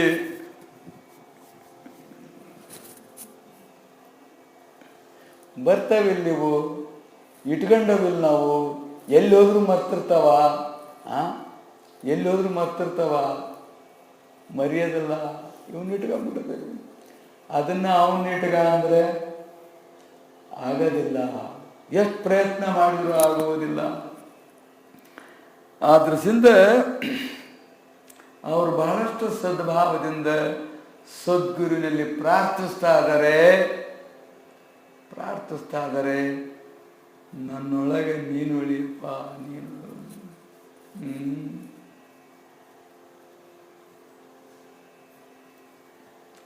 ಅವರು ವಚನಕಾರರು ಕೇಳ್ತಾ ಇದ್ದಾರೆ. ವಚನದಲ್ಲಿ ನಾಮಾಮೃತ ತುಂಬಿ, ಕಿವಿಯಲ್ಲಿ ನಿನ್ನ ಕೀರ್ತಿಯ ತುಂಬಿ, ಮನದಲ್ಲಿ ನೆನಹು ತುಂಬಿ ಅಂತಂದ್ರೆ ಯಾವಾಗಾರ ಸಾಯೋದ್ರೊಳಗೆ ಒಂದು 2-3 ಸಲ ನೆನೆಸ್ಕೊಂಡು ಸಾಯೋದಲ್ಲ, ನೆನಹು ತುಂಬಬೇಕು ಅಂತಾರೆ. ವಚನದೊಳಗೆ ಹೇಳ್ತಾರೆ, ವಚನದಲ್ಲಿ ನಾಮಾಮೃತ ತುಂಬಿ, ಕಿವಿಯಲ್ಲಿ ನಿಮ್ಮ ಕೀರುತಿ ತುಂಬಿ. ಅಕಸ್ಮಾತ್ ಇವೆರಡು ಮಾಡೋಕ್ಕಾಗತ್ತೆ ನಮಗೆ. ಭಾಳಷ್ಟು ಕಷ್ಟ ಬಿಟ್ವಿ ಅಂದರೆ ಯಾವಾಗ ಚರಿತ್ರೆ ಹೇಳ್ಕೊಂತಿದ್ರು ವಚನದೊಳಗೆ ನಾಮಾಮೃತ ತುಂಬಿದಂಗೆ ಆತಲ್ಲ. ಮಂತ್ರ ಹೇಳ್ಕೊಂತಿದ್ರೆ ಅವನ ಕೀರ್ತಿ ಕೇಳ್ಕೊಂತ ಇವೆರಡು ಮಾಡ್ತವೆ. ಮನಸ್ಸಿನಲ್ಲಿ ನಿನ್ನ ನೆನಹು ತುಂಬಿ ಅನ್ನೋದೈತಲ್ಲ, ಇದು ಮಾಡ್ಕೊಳಕ್ಕಾಗೋದಿಲ್ಲ. ಮನಸ್ಸು ನಾವು ಅವನಿಗೆ ಕೊಡಕ್ ತಯಾರಿಲ್ಲ. ಮನಸ್ಸು ಯಾರ್ಯಾರಿಗೋ ಕೊಟ್ಟು ಬಿಟ್ಟದವಿ, ಮಾರಿಬಿಟ್ಟದವಿ. ಈಗ ಅದನ್ನ ಯಾರ್ಯಾರ್ದೋ ಸ್ವಾಧೀನ ಆಗಿಬಿಟ್ಟತಿ ಮನಸ್ಸು. ಆದ್ರಿಂದ ಅದು ಅಲ್ಲಿರೋ ತೇರಿ ಆಗೋದಿಲ್ಲ ಅದು. ಇದನ್ನ ಇಟ್ಕೊಳಕ್ ತೇರಿ ಆಗೋದಿಲ್ಲ, ಅಲ್ಲೇ ಇಟ್ಕೊಂಡ್ಬಿಟ್ಟದನಪ್ಪ ಅಂತದದು. ಮುನ್ಸಿಪಾಲ್ಟಿ ತೊಟ್ಟಿ ಹೆಂಗೆ, ಮುನ್ಸಿಪಾಲ್ಟಿ ತೊಟ್ಟ್ಯಾಗ ಏನೇನೋ ತಂದು ತುಂಬಿಬಿಟ್ಟಿರ್ತಾರೆ, ಮತ್ತದ್ರಾಗ ಏನಾರು ಹಾಕಕ್ಕೆ ಬರ್ತದೇನೋ ಒಳ್ಳೇದ ಬರೋದಿಲ್ಲ. ಹಂಗೆ ಮನಸ್ಸು ಮುನ್ಸಿಪಾಲ್ಟಿ ತೊಟ್ಟಿಗಿಂತ ಕಡಿಯಾಗೈತಿದು ಮನಸ್ಸು. ನಮ್ಮ ಮನಸ್ಸು ಅದರ ಬೇಕು. ಟ್ಯಾಕ್ಟ್ರಿ ಬಂದು ತಗೊಂಡು ಖಾಲಿ ಮಾಡಿಕೊಡ್ಲಿ, ಇದ್ದೆಲ್ಲ ಖಾಲಿ ಹಾಕತಿ, ಅದು ಖಾಲಿ ಆಗಿಬಿಡ್ತತಿ. ಇದು ಜನ್ಮಾಂತರದಲ್ಲಿ ಖಾಲಿ ಆಗಿಲ್ಲ, ಇದು ಖಾಲಿ ಆಗೋದೇ ಇಲ್ಲ. ಅಷ್ಟು ತುಂಬ್ಕೆಂತಾನೆ ಐತಿ, ತುಂಬ್ಕೆಂತಾನೆ ಐತಿ, ತುಂಬ್ಕೆಂತಾನೆ ಐತಿ. ಎಷ್ಟರ ಹಾಕು ತುಂಬ್ಕೆಂತಾನೆ ಐತಿ. ಇದು ಒಮ್ಮೆ ಹೋಗಿ ಖಾಲಿ ಆಗಿಲ್ಲ. ಇದು ಸತ್ರ ಖಾಲಿ ಹಾಕತ್ತೇನ, ಆಗೋದಿಲ್ಲ. ಆದ್ರಿಂದ ಬಹಳಷ್ಟು ಪ್ರಯತ್ನ ಪೂರ್ವಕವಾಗಿ ನಾವು ಇದನ್ನ ಖಾಲಿ ಮಾಡ್ಕೋಬೇಕಾಗೈತಿ. ಇದಕ್ಕೆ ಬೆಂಕಿ ಹಚ್ಚಬೇಕಾಗೈತಿ, ಇದಕ್ಕೆ ಬೆಂಕಿನ. ಅವಾಗ ಮಾತ್ರ ಇದು ಖಾಲಿ ಆಗ್ತಕ್ಕಂಥದ್ದು. ಇಂಥದ್ದನ್ನು ಅನುಗ್ರಹಿಸು ಅಂತೇಳಿ ಗ್ರಂಥಕರ್ತರಾಗಿರ್ತಕ್ಕಂಥವ್ರು ಬಹಳಷ್ಟು ಕಳಕಳಿಯಿಂದ ಮನನೊಂದು ಮನಸ್ಸಿಗೆ ಬೇಸೊತ್ತು ಸದ್ಗುರುವಿನಲ್ಲಿ ತಾವು ಪ್ರಾರ್ಥಿಸ್ತಾ ಇಂಥದ್ದನ್ನು ಅನುಗ್ರಹ ಮಾಡು ಅಂತೇಳಿ ಅವನ ಗುಣಗಾನವನ್ನು ಮಾಡಿ ಅವನ ಶ್ರೀಚರಣಗಳಿಗೆ ನಮಸ್ಕಾರ ರೂಪ ಮಂಗಲವನ್ನು ಅರ್ಪಿಸುತ್ತಾ ಅಧ್ಯಯನ ಆರಂಭ ಮಾಡುತ್ತಲಿರುವರು. ಪರಶುರಾಮ ಪಂಥನೆಂಬುವನು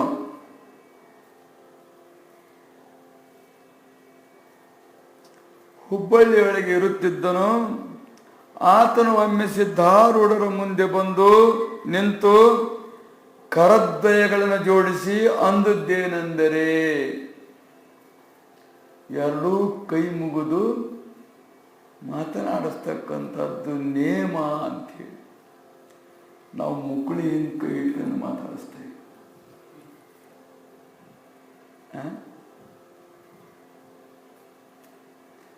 ಗುರುವಿನ ಹತ್ರ ಹೆಂಗೆ ಮಾತಾಡಬೇಕು, ಹಿರಿಯರ ಹತ್ರ ಹೆಂಗೆ ಮಾತಾಡಿಸ್ಬೇಕು, ರಾಜನ ಹತ್ರ ಹೆಂಗೆ ಮಾತಾಡಿಸ್ಬೇಕು, ಯಾರ ಹತ್ರ ಹೆಂಗೆ ಮಾತಾಡಿಸ್ಬೇಕು ಅನ್ನೋದು ನಮಗೆ ಗೊತ್ತೇ ಇಲ್ಲ. ಹೆಂಗೆ ಇರ್ಬೇಕು ಅನ್ನತಕ್ಕಂಥದ್ದು ಗೊತ್ತೇ ಇಲ್ಲ. ಯಾರನ್ನು ಎಲ್ಲಿ ಹೊಗಳ್ಬೇಕು ಅನ್ನೋದು ಗೊತ್ತಿಲ್ಲ. ಹಿಂದೆ ಹೊಗಳರನ್ನು ಮುಂದೆ ಹೊಗಳ್ತೇವೆ, ಮುಂದೆ ಹೊಗಳರನ್ನು ಹಿಂದೆ ಹೊಗಳ್ತೇವೆ. ಗುರುವಿನ ಯಾವಾಗಲೂ ಮುಂದೆ ಹೊಗಳ್ಬೇಕು ಅಂತ ನೇಮ. ಆಳ ಯಾವಾಗಲೂ ಕೆಲಸ ಮಾಡಿ ಮುಗಿಸಿದ ಬಳಕ ಹೊಗಳಬೇಕು ಅಂತ ನೇಮ ಆಳನ್ನ. ಬಂಧು ಬಾಂಧವರನ್ನ ಹಿಂದೆ ಹೊಗಳಬೇಕು ಅಂತ ನೇಮ. ಹೆಂಡತಿಯನ್ನ ಹಿಂದೂ ಮುಂದೆ ಕೂಡೆ ಹೊಗಳಬಾರದು ಅಂತ ನೇಮ. ಹೆಂಡತಿಗಿಂತ ಮುಂಚೆನೇ ಹೊಗಳಕ್ಕೆ ಶುರು ಮಾಡಿಬಿಡ್ತಾವ. ನಮ್ಮ ವೀಕ್ನೆಸ್ಗಳೆಲ್ಲ ಸಿಕ್ಕಿಬಿಡ್ತಾವ ಅವರಿಗೆ. ತೀರ್ಥ ಆಮೇಲೆ ಕುದುರೆ ಎತ್ತಿ ಬಾಲ್ ಕೋರ್ ತಗೊಂಡ್ಬಿಡ್ತಾರ ತೀರ್ಥ. ಈ ನೀತಿ ಗೊತ್ತೈತೆ? ಈ ನೀತಿ ಗೊತ್ತೈತೆ? ಯಾರು ಹೇಳಿದಾರ? ಇಲ್ಲ, ಈಗಿನವ್ರಿಗೆ ಗೊತ್ತಿಲ್ಲ. ಅದು ಯಾರ್ಯಾರನ್ನ ಹೆಂಗೆ ಹೊಗಳ್ಬೇಕು ಗೊತ್ತಿಲ್ಲ. ಅವ್ರು ಮುಂದೆ ಹೊಗಳಬಾರ್ದು ಅಂತಾರ, ಹೊಗಳಿ ಬಿಡ್ತವೆ.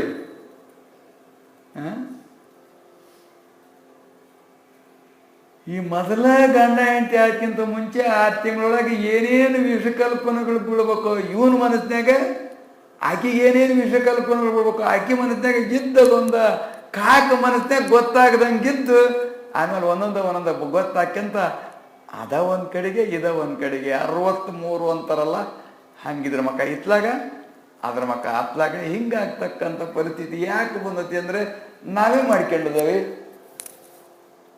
ಮಾಡ್ಕೊಂಡ್ರು ಸ್ವೇಚ್ಛಾ ಪ್ರವೃತ್ತಿ ಅಂತ. ಇದಕ್ಕೆ ಸ್ವೇಚ್ಛಾ ಪ್ರವೃತ್ತಿಯಿಂದ ಹಿಂಗಾಗಿರ್ತಕ್ಕಂಥದ್ದು.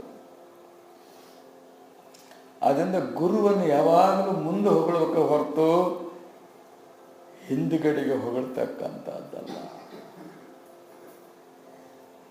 ಮೊದಲೇ ಪ್ರಾರ್ಥನೆ ಮಾಡಬೇಕು ಹೊರತು ನೀನಿಂಥ ವರ ಕೊಟ್ಟು ಬಳಕ ಪ್ರಾರ್ಥನೆ ಮಾಡ್ತಾನೆ ಅನ್ನತಕ್ಕಂಥ ಮಾತಲ್ಲ. ಆಳಿನಂಗೆ ಈ ಕೆಲಸ ಆದ ಬಳಿಕ ಭಾಳ ಚೆನ್ನಾಗಿ ಮಾಡಿದೆವನು ಅಂತ ಆಮೇಲೆ ಹೊಗಳ್ಬೇಕು ಅವನ್ನ ಅಂತ. ಮೊದಲ ಹೊಗಳಿದ್ರೆ ಅವ್ನು ಮಾಡೋದಿಲ್ಲ ಅಂತ.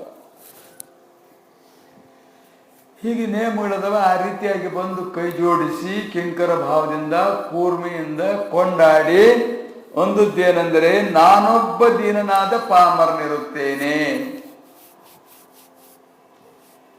ದೀನನಾಗಿದ್ದೇನೆ ನಾನು, ಯಾರ ಸಹಾಯವೂ ಇಲ್ಲ, ಅನಾಥನಾಗಿದ್ದೇನೆ ಮತ್ತು ಪಾಮರ, ಏನು ಗೊತ್ತಿಲ್ಲ ನನಗೆ, ಮೂರ್ಖನಾಗಿದ್ದೇನೆ ಮತ್ತು ಸಂಸಾರದಿಂದ ಬಹಳ ತಾಪವನ್ನು ಹೊಂದಿದ್ದೇನೆ. ಅಧ್ಯಾತ್ಮ ತಾಪ, ಆದಿಭೂತ ತಾಪ, ಆದಿದೈವ ತಾಪ ಅನ್ನತಕ್ಕಂಥ ತ್ರಿತಾಪಗಳಿಂದ ನಾನು ಬಹಳಷ್ಟು ದುಃಖಪಟ್ಟಿರುವೆನು. ಯಾವ್ಯಾವ ಸ್ಥಾನಕ್ಕೆ ಹೋದಾಗ್ಯೂ ಕೂಡ ನನ್ನ ತಾಪವನ್ನು ಶಾಂತಪಡಿಸುವವರನ್ನು ಕಾಣದೆ, ಎಲ್ಲಿ ಹೋದ್ರೂ ಈ ತಾಪತ್ರಯಗಳಿಗೆ ಔಷಧಿ ಕೊಡತಕ್ಕಂಥವ್ರು ಯಾರೂ ಇಲ್ಲ. ಯಾರಿಲ್ಲ, ಕಾಮರೋಗಕ್ಕೆ ಔಷಧಿ ಕೊಡ್ತಕ್ಕಂಥವ್ರಿಲ್ಲ, ಕ್ರೋಧಕ್ಕೆ ಔಷಧಿ ಕೊಡ್ತಕ್ಕಂಥ, ಮೋಹಕ್ಕೆ ಔಷಧಿ ಕೊಡ್ತಕ್ಕಂಥವ್ರಲ್ಲಿ ಬಲವಾನ್ ನೀವು, ಬಲವಾನ್ ಬಲವಾನ್ ಬಲವಾನ್. ಸೃಷ್ಟಿ ಆರಂಭದಿಂದ ಮೇದ್ಕಂತ ಬಂದವೆ. 5-6 ವರ್ಷ ಮೇದರೆ ಕ್ವಾಣನ ಹಿಡಿಯಕ್ಕಾಗಲ್ಲ. ಬಹಳಷ್ಟು ಮಂದಿ ಬೇಕು, ಬಹಳಷ್ಟು ಹಗ್ಗ ಬೇಕು, ಬಹಳಷ್ಟು ಪ್ರಯತ್ನ ಬೇಕು. ಬರೀ 1-3-4 ವರ್ಷ ಮೇದಿರ ಕ್ವಾಣನ ಹಿಡಿಬೇಕಾರೆ. ಇವು ಸೃಷ್ಟಿ ಆರಂಭದಿಂದ ಮೇದ್ಕಂತ ಬಂದರವು ನಮ್ಮನ್ನ. ಅಷ್ಟು ಸುಲಭ ಹಿಡಿಲಿಕ್ಕಾಗೋದಿಲ್ಲ, ಸುಲಭ ಬಗ್ಗೋದಿಲ್ಲ ಇವು. ಅದಕ್ಕೆ ನಮ್ಮನ್ನು ಹಾಳು ಮಾಡ್ಕೊಂಡು ಗುತ್ತಾದವೆ ಕ್ವಾಣ ಹೆಂಗೆ ಸುಮ್ಮನೆ ಆಯ್ತಿರ್ತೈತಿ, ತಿವಿತಿರ್ತೈತಿ, ಒದಿತಿರ್ತದ, ಹಂಗೆ ನಮ್ಮನ್ನು ಹಿಂಸೆ ಮಾಡ್ತಕ್ಕಂಥವುಗಳಾಗಿರುವವು. ಬಿಟ್ಟೇ ಇಲ್ಲ ನಮ್ಮನ್ನ. ಇಲ್ದ ಬಿಟ್ಟು ಹೋಗ್ಬೇಕಾದ್ರೂ ಕೂಡ ಸೂಕ್ಷ್ಮ ಶರೀರ ಅನ್ನುವಂಥದ್ದು ಹೋಗ್ತತಿ ಲೋಕಾಂತರಕ್ಕೆ. ಸ್ಥೂಲ ಶರೀರ ಇಲ್ಲಿಯೇ ಬಿಟ್ಬಿಡ್ತವೆ. ಪ್ರಾಣ ಹೋತು ಅಂದ ಕೂಡಲೇ ಇಲ್ಲೇ ಇದು. ಆಮೇಲೆ ಹೋಗ್ತಕ್ಕಂಥ ಶರೀರನೇ ಬೇರೆ, ಅದು ಲೋಕಾಂತರಕ್ಕೆ ಹೋಗ್ತಕ್ಕಂಥ ಶರೀರ. ಇದನ್ನ ಸುಡ್ತೇವೆ, ಹುಗಿತೇವೆ ಹೊರತು ಅದನ್ನು ನಾವು ನಾಶ ಮಾಡೋಕ್ಕಾಗಿಲ್ಲ, ಮಾಡೋಕ್ಕೂ ಆಗೋದಿಲ್ಲ. ಅದನ್ನ 17 ತತ್ವದ ಸೂಕ್ಷ್ಮ ಶರೀರವೈತಲ್ಲ, ಅದು ನಾಶ ಮಾಡೋಕ್ಕಾಗಲ್ಲ. ಅದು ನಮ್ಮದು ಅಂದ್ರೆ ನಮ್ಮದು ಅಲ್ಲ. ಅದು ಮಕ್ಕಳು, ನಾನು ಹುಟ್ಟಿಸಿದ ಮಕ್ಕಳು ಅಂತಾರೆ. ಅದ್ರಾಗಿರೋ ಸೂಕ್ಷ್ಮ ಶರೀರ ನೀನು ಹುಟ್ಟಿಸಿರೋದೇನು ಅಂದರೆ, ಅದ್ರಾಗಿರೋ ಸೂಕ್ಷ್ಮ ಶರೀರ ನಿಂದೇನು ಅಂದರೆ ಅಲ್ಲ. ಮತ್ತು ಕಾಣ ಶರೀರನು ಕೂಡ ನಿಂದೇನು ಅಂತಂದ್ರೆ ವಿಚಾರ ಮಾಡಿದ್ರೆ ಅದು ನಿಂದಲ್ಲ. ನೀನು ಬರೀ ನಿಮಿತ್ತ ಅಷ್ಟೇ. ಈ ಶರೀರನು ನಿಂದಲ್ಲ, ಒಳಗಿರುವ ಸೂಕ್ಷ್ಮ ಶರೀರವೂ ನಿಂದಲ್ಲ, ಕಾರಣ ಶರೀರವೂ ನಿಂದಲ್ಲ. ಇದು ಪಂಚಮಹಾಭೂತದ್ದು ಸ್ಥೂಲ ಶರೀರ. ಒಳಗಡೆ ಕೂಡ ಸೃಷ್ಟಿ ಆರಂಭದಲ್ಲಿ ಪಂಚೀಕರಣ ಮಾಡಿದಾಗ ಅವುಗಳವು. ಆದ್ರೆ ನನ್ನ ಮಗ, ನನ್ನ ಮಗಳು, ನನ್ನ ಹೆಂಡತಿ, ನನ್ನ ಗಂಡ, ನಮ್ಮಣ್ಣ, ನಮ್ಮಪ್ಪ, ಏನೇನೋ ಅಂತವು ನಾವು ನಮ್ಮ ಹೌದಲ್ಲ. ನಿಜವಾಗಿ ಅಂದರೆ ನಿಜವಾಗಿ ನಮ್ಮವುಗಳಲ್ಲವೇ ಅಲ್ಲ ಇವು. ಆದರೂ ನಮ್ಮವು ಅಂತವೆ. ಆದ್ರಿಂದ ಇದೆಲ್ಲ ಭ್ರಾಂತಿ ಅಂತ ಇದಕ್ಕೆ ಅಂದಿರೋದು. ಇದಕ್ಕೆ ಭ್ರಾಂತಿ ಸಂಸಾರ. ಯಾಕೆ ಭ್ರಾಂತಿ ಹಿಡಿದಿರೋದಕ್ಕೆ, ಹುಚ್ಚು ಹಿಡಿದಿರೋದಕ್ಕೆ ಹೋಗ್ತಿರ್ತಾನೆ. ಇದು ದಳಾಲಿ ಅಂಗಡಿ ನಂದು, ಈ ಗೋಡನ್ನು ನಂದು, ಈ ಬಂಗಾರದ ಅಂಗಡಿ ನಂದು, ಇದು ನಾನೇ ಇಟ್ಟಿದ್ದೆ, ಇದ್ರಾಗೆಲ್ಲ ನಂದು ಅಂತಿರ್ತಾನೆ ಅವನು. ದಾರಿ ಹೋಗ್ಬೇಕಾದ್ರೆ ಹುಚ್ಚ ಅವನ ದಾಖತೆ ಏನದು ಅಂದರೆ ಅವನದಲ್ಲ ಅಂತಾನಂದ್ರೆ ಅಂತಾನಷ್ಟೇ. ಹಂಗೆ ನನ್ನ ಮಗ ಅಂತೀಯ ಅಷ್ಟೇ, ನೀನು ನಾನು ಹೆಂಡ್ತಿ ನನ್ನ ಗಂಡ ಅಂತೀಯ ಅಷ್ಟೇ. ಯಾವ ನಿನ್ನವಲ್ಲ ಇವು. ಆದ್ರಿಂದ ನಾವು ಬರೇ ಹೊರಗೆ ವಿಚಾರ ಐತೆ ಹೊರತು ನಮ್ಮದು ಒಳಗೆ ನಿಜವಾಗಿರ್ತಕ್ಕಂಥ ತಿರುಳು ಯಾವುದು ಅನ್ನತಕ್ಕಂಥದ್ದು ನಮಗೆ ಗೊತ್ತೇ ಆಗ್ತಾ ಇಲ್ದಂಗಾಗಿರ್ತಕ್ಕಂಥದ್ದಾಗಿರ್ಬೋದು. ಆದ್ರಿಂದ ದೀನರೇ ನಾವು, ಪಾಮರರು ನಾವು. ಇನ್ನೇನಂತಾರೆ ನಮಗೆ ಪಾಮರ ಅನ್ನೋದಿಲ್ವ, ಹುಚ್ಚ ಅನ್ನೋದಿಲ್ಲ ಅವನಿಗೆ. ಹಾಕೆಲ್ಲ ತಲೆ ಕೆಟ್ಟದ್ದು ಅದಕ್ಕೆ ಹಂಗಂತತಿ ಅನ್ನೋದಿಲ್ವ ನಾವು. ಹುಡುಗ ಸಣ್ಣ ಹುಡುಗ ಹಂಗಂತತಿ. ಅವನು ಇವತ್ತೇನಾರ ಕೊಟ್ಟಿದ್ರೆ ನಿನ್ನೆ ಕೊಟ್ಟಿದ್ದೆ ಅಂತಾನ, ಉಂಡೇನು ಅಂದ್ರೆ ಉಂಡಿದ್ದೆ ನಾಳೆ ಉಂಡಿದ್ದೆ ಅಂತಾನ, ನಾಳೆ ಉಂಡಿದ್ದೆ ನಾಳೆ ಕೊಟ್ಟಿದ್ದೆ ಅಂತಾನ. ಇನ್ನು ನಾಳೆನ ಬಂದಿಲ್ಲ, ನಾಳೆ ಕೊಟ್ಟಿದ್ದೆ, ನಾಳೆ ನೋಡಿದ್ದೆ, ನಾಳೆ ಉಂಡಿದ್ದೆ ಅಂತಿರ್ತಾನೆ. ಉಂಡೇನೋ ಗುರು ಅಂದ್ರೆ ಉಂಡಿದ್ದೆ, ಯಾವಾಗ ಉಂಡಿದ್ದೆ? ನಾಳೆ ಉಂಡಿದ್ದೆ.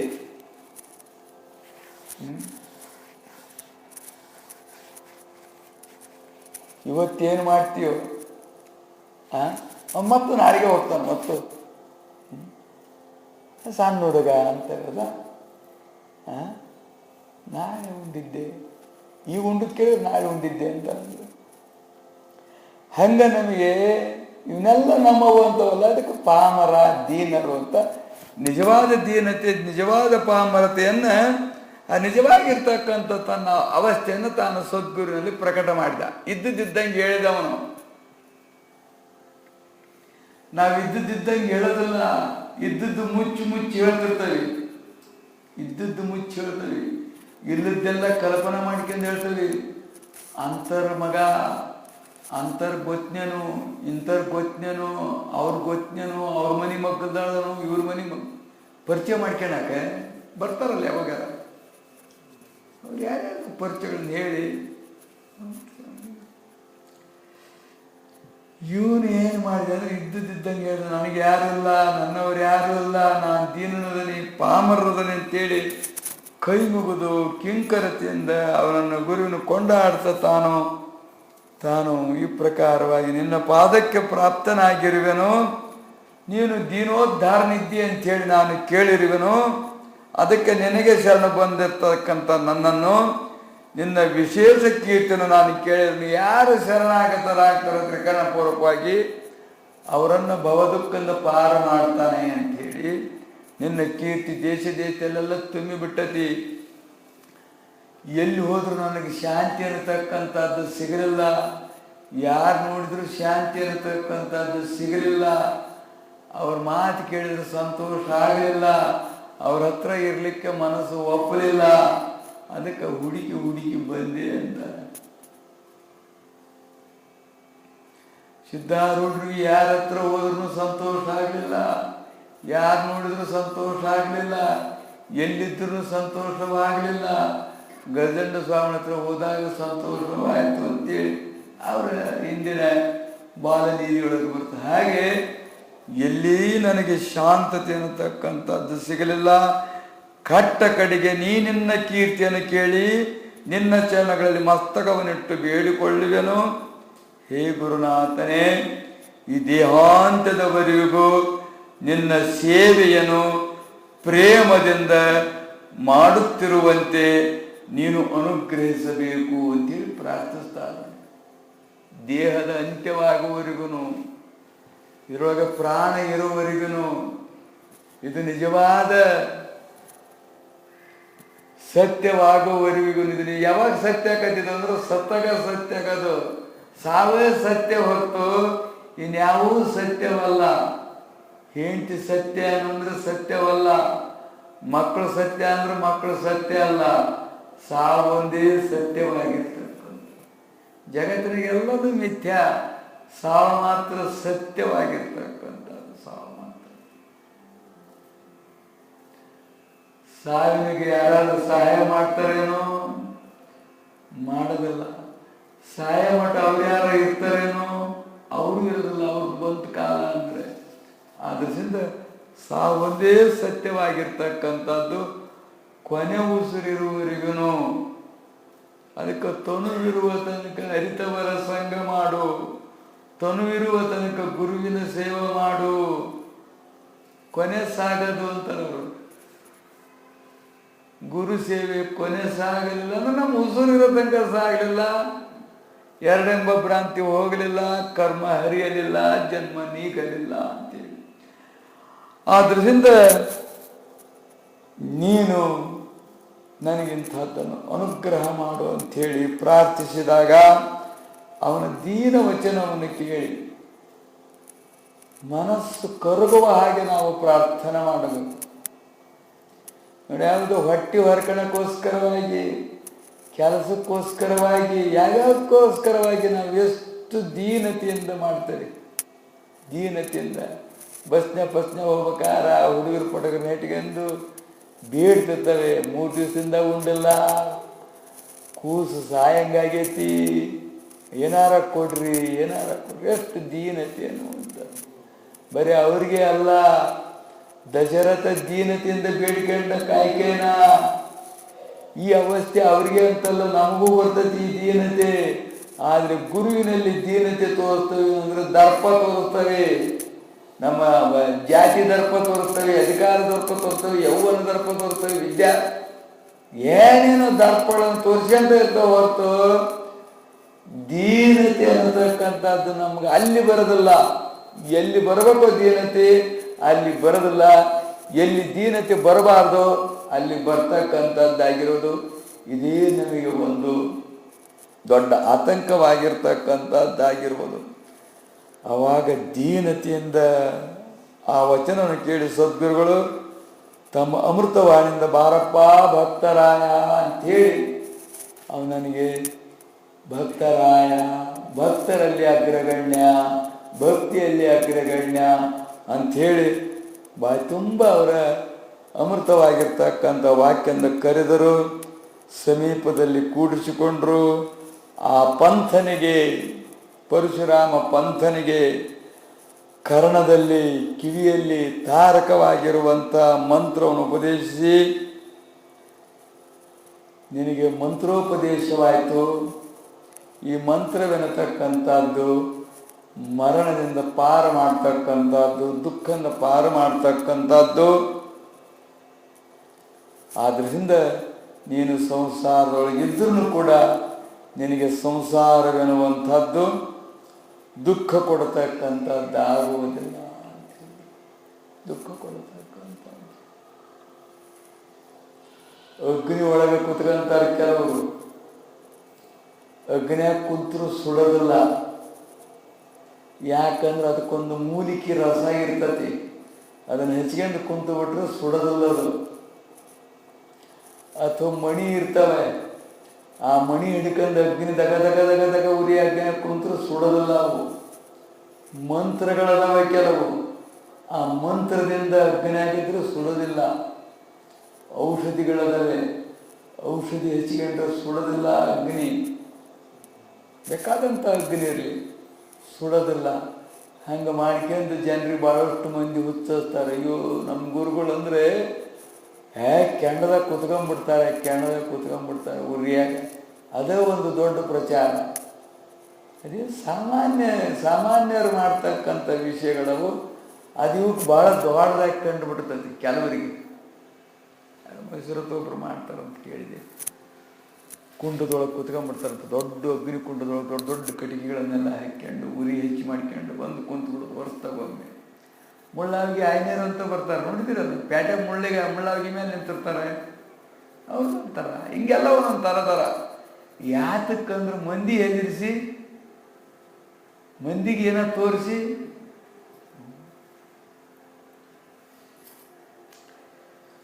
ಆದ್ರಿಂದ ನಿನಗೆ ಇದಾಗಲ್ಲ. ಇದು ಈ ಕವಚ ಆಯ್ತು, ಗುರುವಿನ ಕವಚ ಆಯ್ತು, ಮಂತ್ರದ ಕವಚ ಆಯ್ತು.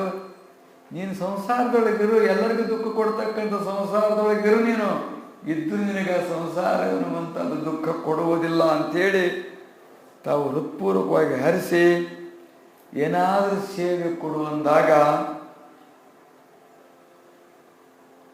ಗುರುವಿನ ಮಹಿಮೆಯಾಗಿರ್ತಕ್ಕಂಥದ್ದನ್ನು, ಗುರುತತ್ವವಾಗಿರ್ತಕ್ಕಂಥದ್ದನ್ನು, ಗುರುಮಂತ್ರವಾಗಿರ್ತಕ್ಕಂಥದ್ದನ್ನು ದೇಶದಲ್ಲೆಲ್ಲ ನೀನು ಬ್ರಾಹ್ಮಣ, ಕಠಿಣ ಸೇವೆ ಮಾಡಲಿಕ್ಕೆ ಆಗೋದಿಲ್ಲ. ನಿನಗೆ ಕಠಿಣತ್ವ ನಿನ್ನ ಶರೀರದಲ್ಲಿಲ್ಲ.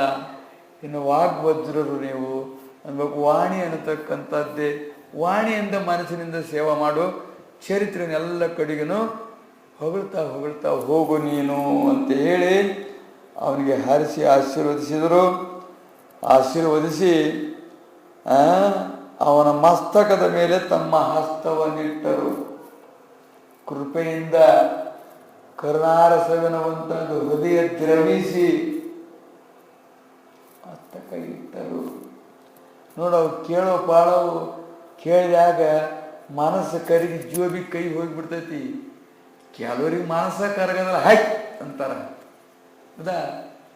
ಕೆಲವು ಮನಸ್ಸು ಕರಿಬಿಡ್ತಲ್ಲ ಅವ್ರು ನೋಡಿ, ಆ ಸಹಾಯಕರು ನೋಡಿ, ಹಂಗೆ ಹಾಕ್ಕೊಡ್ಲೆ ಕೈ ಜೋಬಿಗೆ ಹೋಗ್ಬಿಡ್ತೈತಿ. ಅದೆಲ್ಲರ 100 ರೂಪಾಯಿ ಬಂತಂದ್ರೆ ಮತ್ತೆ ಒಳಗೆ ಸರಿಸ್ತಾರ. ಅವ ಬರಕತ್ತಿದ್ದು ಅಂದ್ರೆ ನಮ್ಮ ಹತ್ರಿಂದ ಅತ್ಲ ಹೋಗ್ತಾರೆ 10 ರೂಪಾಯಿ ಹುಡುಕಾಕ. ಇದ್ರಿಗೋಸ ಅವ ಬಂದ್ಬಿಟ್ರೆ ಏನು ಮಾಡೋದು ಅಂತೇಳಿ ನೋಡ್ತಾರೆ. ಒಂದ್ಸಲ 2 ಸಲ ನೋಡಿ ಆ 100 ರೂಪಾಯಿ 500 ರೂಪಾಯಿ ಬಂದು ಕೂಡ್ಲೇ ಒಂದು 5 ರೂಪಾಯಿದು ಬರ್ಬೋದು, ಒಂದು 10 ರೂಪಾಯಿದು ಬರ್ಬೋದು, ಮತ್ತೆ ಅತ್ಲ ಹೋಗ್ತಾರೆ. ಅತ್ಲ ಹೋಗಿ ಅದನ್ನು ಹೊರಗೆ ನೋಡ್ಕೊಂಡು ತಗೊಂಬಂದ.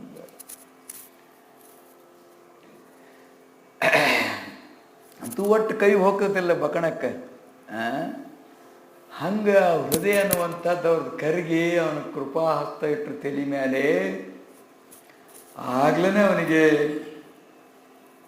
ಮಖದ ಮೇಲೆ ಶಾಂತಿ ತೇಜ, ಗುರುದೀಕ್ಷಾ ತೇಜ ಅನ್ನುವಂಥದ್ದು ಬರುವಂಥದ್ದಾಯ್ತು.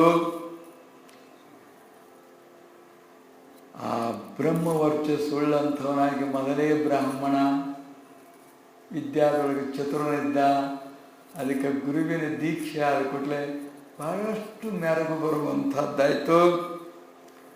ಇವತ್ತು ಧನ್ಯನಾದೆ, ಇವತ್ತು ನನ್ನ ಮನಸ್ಸು ಶಾಂತವಾಯಿತು ಅಂಥೇಳಿ ಎಲ್ಲ ದೇಶಗಳಲ್ಲಿ ತಾನು ಹೋಗಿ ಎಲ್ಲೆಲ್ಲಿ ಸಪ್ತಾಹ ನಡೀತಾವೋ ಅಲ್ಲೆಲ್ಲಿ ತಾನು ಕೀರ್ತನ ಮಾಡ್ತಕ್ಕಂಥದ್ದು ನೇಮ. ಇವನು ಭಾಳ ಸರಳ, ನಿರಭಿಮಾನಿ, ಯಾವುದರ ಅಪೇಕ್ಷೆ ಇಲ್ಲದವನು. ಇಷ್ಟು ದುಡ್ಡು ಕೊಡ್ರಿ ಬರ್ತಾನೆ, ಇಷ್ಟು ದುಡ್ಡು ಕೊಡಬೇಕು ಅದೆಲ್ಲ ಇಲ್ಲ. ವ್ಯಾಪಾರ ದೃಷ್ಟಿ ಅಲ್ಲ ಅದು. ಸಿದ್ಧಾರೂಢರ ತತ್ವದಲ್ಲಿ ಅದು ವ್ಯಾಪಾರ ದೃಷ್ಟಿ ಇಲ್ಲ. ಸಿದ್ಧಾರೂಢರದನ್ನು ವ್ಯಾಪಾರ ಮಾಡಬಾರ್ದು ಅಂತ ಹೇಳಿದ್ದಾರೆ. ಅವ್ರ ಚರಿತ್ರೆಯೊಳಗೆ ಹಿಂದೆ ಬಂತು, ದುಡ್ಡಿಗೋಸ್ಕರವಾಗಿ ನೀನು ಹೇಳಬೇಡೋ ಈ ವೇದಾಂತವನ್ನ ಅಂತ ಹೇಳಿದರು. ಎಲ್ಲರಿಗೂ ಅದನ್ನೇ ಹೇಳ್ಕೊಂತ ಬಂದಾರೆ. ಸತ್ತ ಶುರು ಮಾಡಬೇಕಾದ್ರೆ ಇಲ್ಲಿ ಯಾರಿಗೂ ದುಡ್ಡು ಕೊಟ್ಟು ಪುರಾಣ ಹೇಳಿಸಬಾರ್ದು, ಪ್ರವಚನ ಹೇಳಿಸಬಾರ್ದು. ಯಾರಿರ್ತಾರೋ ಅವ್ರು ಏನಿರ್ತದೆ, ಭಕ್ತರು ಏನಿರ್ತದೆ ಅದನ್ನೇ ಹೇಳ್ಬೇಕು. ಯಾರನ್ನೂ ಅವ್ರನ್ನೂ ಇವ್ರನ್ನೂ ಕರೆಸ್ಬೇಕು ಅನ್ನೋ ಈ ಭ್ರಮಕ್ಕೆ ಹೋಗಬಾರ್ದು. ಆಜ್ಞೆ ಅವಾಗ ಮಾಡಿದ್ದಾರೆ. ಯಾರು ಬಂದಿರ್ತಾರೋ ಅವ್ರಿಗೆ ಏನು ತಿಳ್ತದನ್ನ ಹೇಳಿ, ನಿಮಗೆ ತಿಳ್ತದೆ ನೀವು ಹೇಳ್ರಿ, ತಿಳಿಸಿ. ಜನರಿಗೆ ಮೆಚ್ಚಾಕೋಗಿ ಮಾಡಬೇಡ್ರಿ. ಜನ ಮೆಚ್ಚಿ ನಡೆಕೊಂಡರೇನುಂಟು, ಮನ ಮೆಚ್ಚಿ ನಡ್ಕೊಳ್ಬೇಕು. ಅದಕ್ಕೆ ಈ ಜನರು ಭ್ರಮಕ್ಕೆ ಹೋಗಬೇಡ್ರಿ ಅಂಥೇಳಿ ಅಲ್ಲಿದ್ದ ಪೂಜೆ ಮಾಡೋರು, ಅಲ್ಲಿದ್ದ ಸಾರು ಮಾಡೋರು, ಅಲ್ಲಿದ್ದ ಅನ್ನ ಬಸಿಯೋರು, ಅಲ್ಲಿದ್ದ ಅಡಿಗೆ ಮಾಡೋರು, ಅಲ್ಲಿದ್ದ ಕೀರ್ತನ ಮಾಡೋರು, ಅಲ್ಲಿದ್ದ ಕೊಳಗ, ಇವೆಲ್ಲ ಅಲ್ಲಿದ್ದ ಬಂದಿರೋವು. ಈ ಧಾರವಾಡದವ್ರ ಪರಂಪರೆ ಅಂದ್ರೆ ಅಲ್ಲಿ ಮಾಡ್ತಾ ಇದ್ದದ್ದು ಸಾರಿನ ಸೇವಾ. ಅವನ್ನೆಲ್ಲ ಇಲ್ಲಿ ಕಳಿಸಿಕೊಟ್ರು. ಆ ಪರಂಪರೆ ಈಗೂ ಬರ್ತಾ ಇತ್ತು, ಹಂಗೆ ಬರ್ತಾ ಇತ್ತು. ಏನೋ ಬದಲಾವಣೆ ಆಗಿದ್ರು ಕೂಡ ಒಟ್ಟು ಆ ಸೇವಾ ಮಾಡ್ಕೊಂತ ಹೊಂಟದಾರ ಅವರು. ಅಲ್ಲಿ ಮಾಡ್ತಾ ಇದ್ದರವರು, ಅಲ್ಲಿ ಮಾಡ್ತಾ ಇದ್ದಾನೆ ಕೀರ್ತನ ಹನುಮಂತಪ್ಪ ಅಂತೇಳಿ ಅವನ ಮಗನ ಕಾಪ್ಸೆ ರಾಂಬೋ ಬರ್ತದಿಲ್ಲಿಗೆ.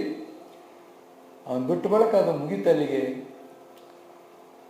ಹೀಗೆ ಅವರು ದುಡ್ಡಿಗೋಸ್ಕರವಾಗಿ ಹೋಗಿ ಹೇಳ್ತಿದ್ದಲ್ಲ, ಅದನ್ನು ವ್ಯಾಪಾರ ದೃಷ್ಟಿ ಇಟ್ಕೊಂಡಿದ್ದಲ್ಲ. ಅವರು ಭಕ್ತಿಯನ್ನು ವ್ಯಾಪಾರ ಮಾಡಬಾರ್ದು, ಜ್ಞಾನವನ್ನು ವ್ಯಾಪಾರ ಮಾಡಬಾರ್ದು ಅಂಥೇಳಿ ಉದ್ಧಾರಕ್ಕೋಸ್ಕರವಾಗಿ ಮಾಡ್ತಾ ಇದ್ರು. ಈಗ ಯಾರನ್ನಾರ ಕರೆಯೋಕೆ ಹೋದರೆ ಇಷ್ಟು ದೂರ ಆಕತಿ, ಮೊದಲೇ ಡೀಸೆಲಿನ ಖರ್ಚು ಕೊಡಬೇಕು, ಆಮೇಲೆ ಬಂದು ಬಳಕೆ ಇಷ್ಟು ಕೊಡಬೇಕು, ಏನೇನೋ ಕಂಡೀಷನ್ಗಳು. 10 ನಿಮಿಷ ಹೇಳಿದ್ರೆ ಇಷ್ಟೊತ್ತು, ಅರ್ಧ ಗಂಟೆ ಹೇಳಿದ್ರೆ ಇಷ್ಟೊತ್ತು, 1 ತಾಸು ಹೇಳ್ಬೇಕಂದ್ರೆ ಇಷ್ಟು ರೊಕ್ಕ. ಇವೆಲ್ಲ ಕಂಡೀಷನ್ಗಳದಾವೆ. ಈಗ ಈ ಎಲ್ಲ ವೇದಾಂತ ಹೇಳೋ ಕಂಡೀಷನ್ಗಳಿದ್ದಾವೆ. ಬಹಳಷ್ಟು ದಾರಿ ತೆಪ್ಪಿದ್ದಾರೆ, ಯಾರೂ ದಾರಿ ಒಳಗಿಲ್ಲ. ಹಣದ ಮೋಹದೊಳಗೆ ಬಿದ್ದಿದ್ದಾರೆ. ಹಣ ಗಳಿಸುವುದು ಒಂದೇ ಕೆಲಸ ಅವ್ರದ್ದು. ಏನೇನೋ ಮೋಸಗಳನ್ನು ಮಾಡಿ ಮಾಡಿ ಮಾಡಿ ಮಾಡಿ ಗಳಿಸ್ತಾ ಇದ್ದಾರೆ. ಅದು ಪ್ರಯೋಜನಕಾರಿ ಅಲ್ಲ. ಇದನ್ನು ಶಿಸ್ನೋದರ ಪರಾಯಣರು ಅಂತೇಳಿ ಅವಾಗನೇ ಉದ್ಧವನಿಗೆ ಉದ್ಧವನು ಬೋಧಿಸಿದ್ನೇನು. ಉದ್ಧವನು ಯಾವುದೋ ಒಂದು ಗೀತೆಯೊಳಗೆ ಬರ್ತಿದ್ದರು. ಏನು ಕಲಿಕಾಲದಲ್ಲಿ ಅಂದರೆ ಇದಕ್ಕೋಸ್ಕರವಾಗಿ ವೇದಾಂತಿಗಳಾಗಿದ್ದಾರೆ.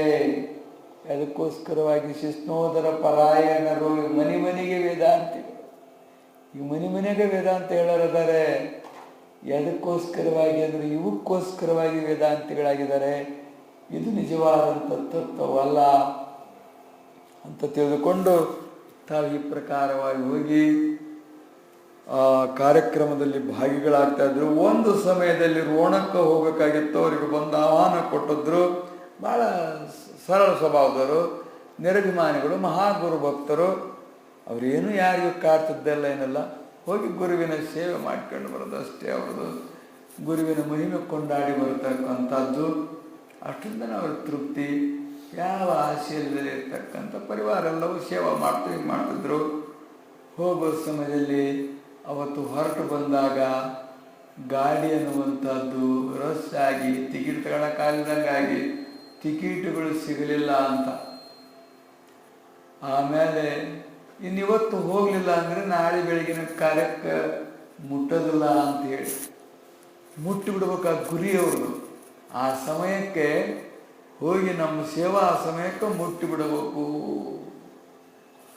ಆ ಪೂಜೆಗೆ ಸರಿಯಾಗಿ ನಾವಿರಬೇಕು ಅನ್ನುವಂಥ ಗುರಿ ಅವ್ರಿಗೆ ಭಾಳಷ್ಟು ವ್ಯತ್ಯಾಸ. ಯಾಕೆ ಹಿಂಗೆ ಪರೀಕ್ಷೆ ಮಾಡ್ತೀಪ, ಎಂಥದ್ದಾಗ್ಬಿಡ್ತು. ಇವತ್ತು ಹೋಲಿದ್ರೆ ನಾಳೆ ಬೆಳಿಗ್ಗೆ ಮುಟ್ಲಿಕ್ಕಾಗೋದಿಲ್ಲ, ಬೆಳತನಕ ಹೋಗ್ಬೇಕು, ಏನು ಮಾಡಬೇಕು ಅಂತೇಳಿ ಹಿಂಗಿದ್ದಾಗ ರೂಪಾಂತರದಿಂದ ಬಂದು ಟಿಕೆಟ್ಗಳನ್ನು ತಂದು ನೀವು ರೋಣಕ್ಕೆ ಹೋಗೋರೇನು ಅಂತ ಕೇಳಿ ಹೌದು ಅಂದಾಗ ನಾನು ಹೋಗ್ಬೇಕು ಅಂತ ತೆಗೆದುಕೊಂಡಿದ್ದೆ, ನನಗೇನೋ ಕೆಲಸ ಬಂದು ಬೇರೆ ಕಡೆ ಹೋಗೋದೈತಿ, ಅದರಿಂದ ತಗೊಳ್ರಿ ನೀವು ಹೋಗಿರಿ ಅಂತ ಹೇಳಿ ಕೊಟ್ಟು ಸ್ವಲ್ಪ ಜನರ ಮಧ್ಯದಲ್ಲೇ ಮಾಯವಾಗಿಬಿಟ್ರು.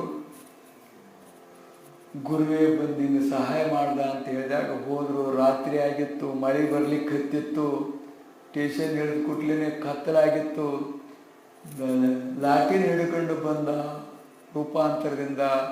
ಅಲ್ಲೇ ಹತ್ತಿರ ಮನೆಗೆ ಕರ್ಕೊಂಡು ಹೋದ. ಅವ್ರಿಗೆ ವಸ್ತಿ ಮಾಡ್ಲಿಕ್ಕೆ ಹೇಳ್ದ. ಮನೆ ಯಜಮಾನ ಇದ್ದಿದ್ದಿಲ್ಲ, ಆದರೂ ಒಳಗೆ ಹೋಗಿ ಹಣ್ಣು ಹಂಪಲ ಸಕ್ಕರೆ ಹಾಲು ಎಲ್ಲ ತಂದು ಕೊಟ್ಟ. ಸಂತೈಸಿ ಅವರಿಗೆ ಮಳೆ ನಿಂತ ಕೂಡಲೇ ಒಂದು ಗಾಡಿ ವ್ಯವಸ್ಥೆ ಮಾಡಿ ಮುಟ್ಟಲಿಕ್ಕೆ ಆ ಸಮಯಕ್ಕೆ ವ್ಯವಸ್ಥೆ ಮಾಡಿದ. ವಿಚಾರ ಮಾಡ್ತಾ ಹೋದಾಗ ನಮ್ಮ ಮನೇನೇ ಅಲ್ಲ ಅಂತ ಅವರಂದರು. ಯಾರಿಗೂ ಗೊತ್ತೇ ಇರಬೇಕು ಅಂತ ನಾವು ತಿಳ್ಕೊಂಡಿದ್ವಿ, ನಮ್ಮ ಗಂಡಗೆ ಗೊತ್ತಿರಬೇಕು ಅಂತ ನಿಮ್ಮನ್ನು ಸುಮ್ಮನೆ ಇದ್ವಿ ಇಲ್ಲಿ ಬಂದ್ಕೊಂಡಿರ್ಲಿಕ್ಕೆ. ಇದೆಲ್ಲ ನಡೀತು. ಇದೆಲ್ಲ ಸಿದ್ಧಾರೂಢರ ಮಹಿಮೆ ಅಂತ ಗೊತ್ತಾಗಿ ಮನೆಯವರು ಕೂಡ ಆ ಗುರುವಿನ ಮಹಿಮೆಯನ್ನು ತಿಳಿದು ಭಾಳಷ್ಟು ಸಂತೋಷವಾಗಿ ಕರ್ಕೊಂಡು ಹೋಗ್ರಿ ಅಂದರು. ಅವರಿಗೆ ಮತ್ತೆ ಹೋಗ್ಬೇಕಾರೆ ಇವರು ಸೀದಾ ಹೋಗಿ ಆ ಸಮಯಕ್ಕೆ ಮುಟ್ಟಿ ಆ ಸೇವೆಯನ್ನು ಮುಗಿಸಿ ಬರುವಾಗ ಅವರನ್ನು ಮತ್ತೆ ಕರ್ಕೊಂಡು ಬಂದು ಸದ್ಗುರುವಿನ ದರ್ಶನಾಶೀರ್ವಾದವನ್ನು ಮಾಡಿಸಿದರು. ನಡೆದ ಘಟನೆಯನ್ನೆಲ್ಲ ಹೇಳಿದರು. ನಿಮ್ಮ ಶುದ್ಧ ಭಾವ ಸದ್ಭಾವವೇ ಸದ್ಗುರು ರೂಪದಿಂದ ಬಂದು ನಿಮ್ಮನ್ನು ಕಾಪಾಡಿತಪ್ಪ ಅಂತ ಹೇಳಿ ತಾವು ಆದರೆ ಯಾವ ಕರ್ತೃತ್ವದ ಅಭಿಮಾನವಿಲ್ಲದಲೇ ನಿಮ್ಮ ಭಕ್ತಿ ನಿಮ್ಮ ಭಾವಕ್ಕೆ ಒಲಿದನೆ ಗುರುನಾಥ ಸಹಾಯ ಮಾಡಿದಾನೆ ಅಂತ ಹೇಳಿದ್ರು. ಅಲ್ಲಿರ್ತಕ್ಕಂಥವ್ರೆಲ್ಲರಿಗೂ ಬಹಳಷ್ಟು ಆಶ್ಚರ್ಯವಾಯಿತು. ಆಮೇಲೆ ಅವ್ರಿಗೆ ಬಹಳಷ್ಟು ಸದ್ಗುರುವಿನ ಮೇಲೆ ವಿಶ್ವಾಸವೆನ್ನುವಂತಹದ್ದು ಮೂಡುವಂತಹದ್ದಾಯಿತು. ಪ್ರೇಮದಿಂದ, ವಿಶ್ವಾಸದಿಂದ, ಭಕ್ತಿಯಿಂದ ಸದ್ಗುರುವಿನ ಅನ್ಯವಾಗಿರುವಂಥ ಸೇವೆಯನ್ನು ಮಾಡ್ತಾ ಮಾಡ್ತಾ ಆ ಯಾವ ಪರಶುರಾಮ ಪಂಥನ ಪರಿವಾರ, ಅವನ ಸಹವಾಸಿಗಳು ಎಲ್ಲರೂ ಕೂಡ ಗುರುಭಕ್ತರಾಗಿ ಧನ್ಯರಾದರು ಎಂಬಲ್ಲಿಗೆ ಸಿದ್ಧಾರೂಢ ಕಥಾಮೃತದೋಳು ಶ್ರವಣ ಮಾತ್ರದಿಂದ ಪಾಪಗಳನ್ನು ಭಸ್ಮ ಮಾಡುವಂತಹ ಈ ಅಧ್ಯಾಯವನ್ನು ಶಿವದಾಸನ ಸದ್ಗುರುವಿನ ಚರಣಾರವಿಂದ